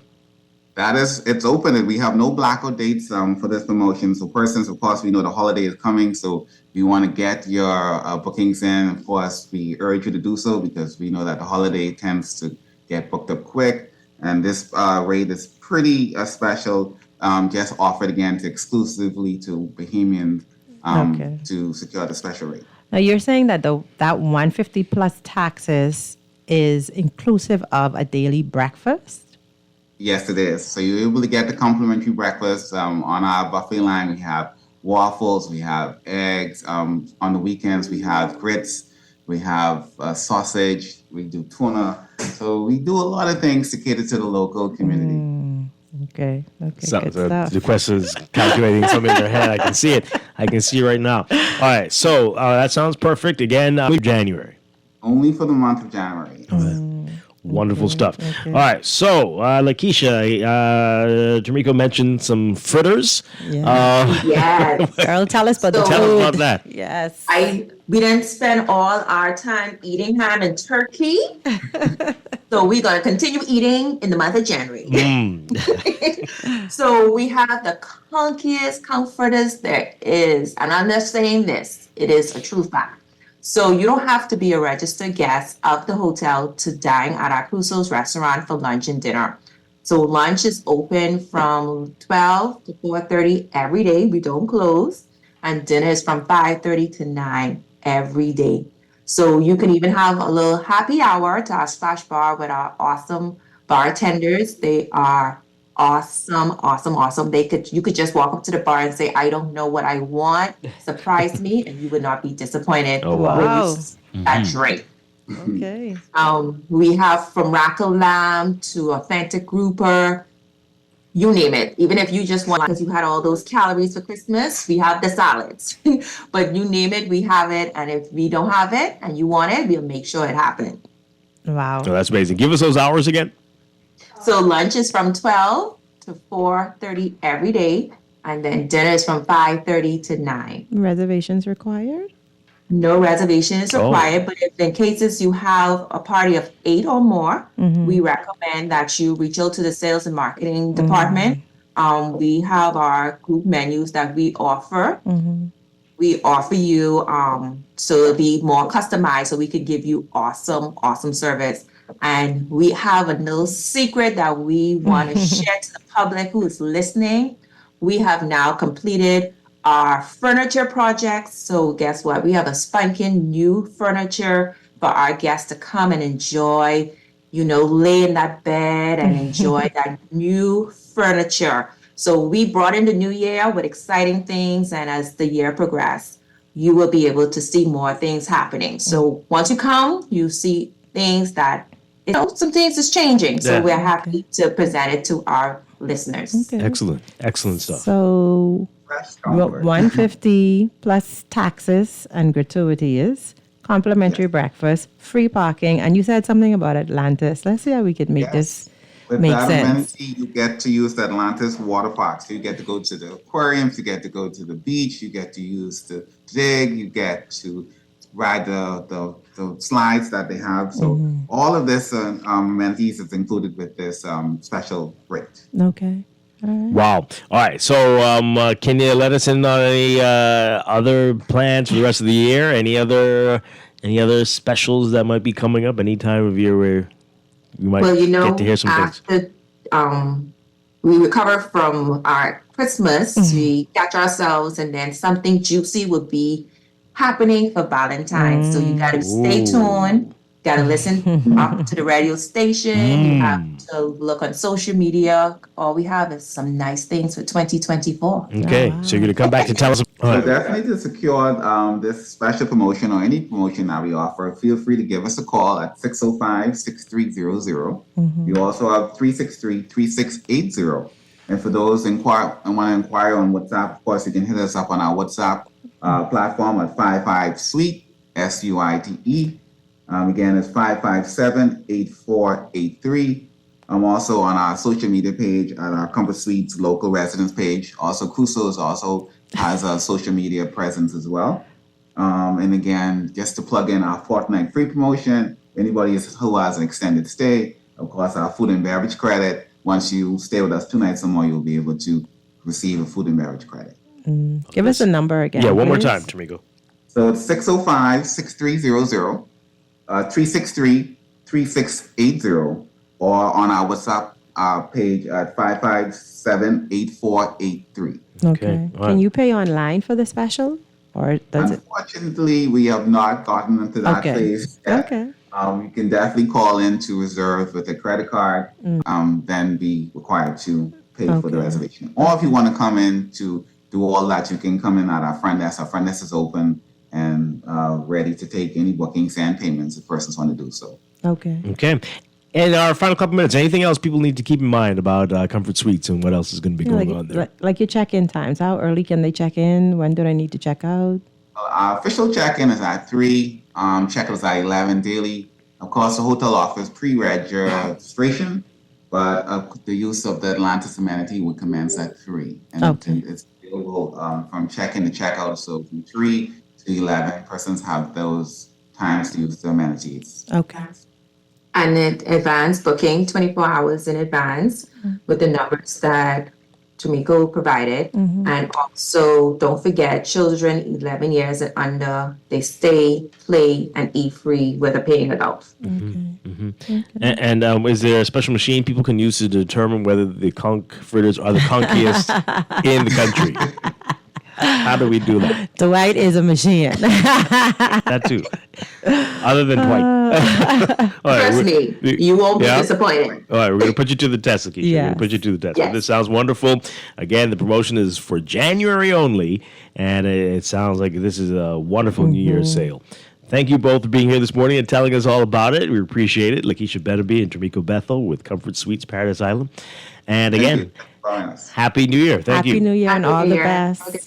All right. All right, so that's it for us. First show of 2024, Duquessadine. Wow, that went by really fast. Yeah, it did. It's going to be December before you know it. Okay. Oh, boy. Anyway, thank you again for spending day 2 of the year with us. Yes. We'll Thank see you. you next week. Happy to be here. And I'll be back tomorrow morning with more Morning Blend right here on Guardian Radio 96.9. Dwight Strachan, have a great day, everybody. Stay tuned for On the Clock with Aaron Green coming up next. Of old lang syne,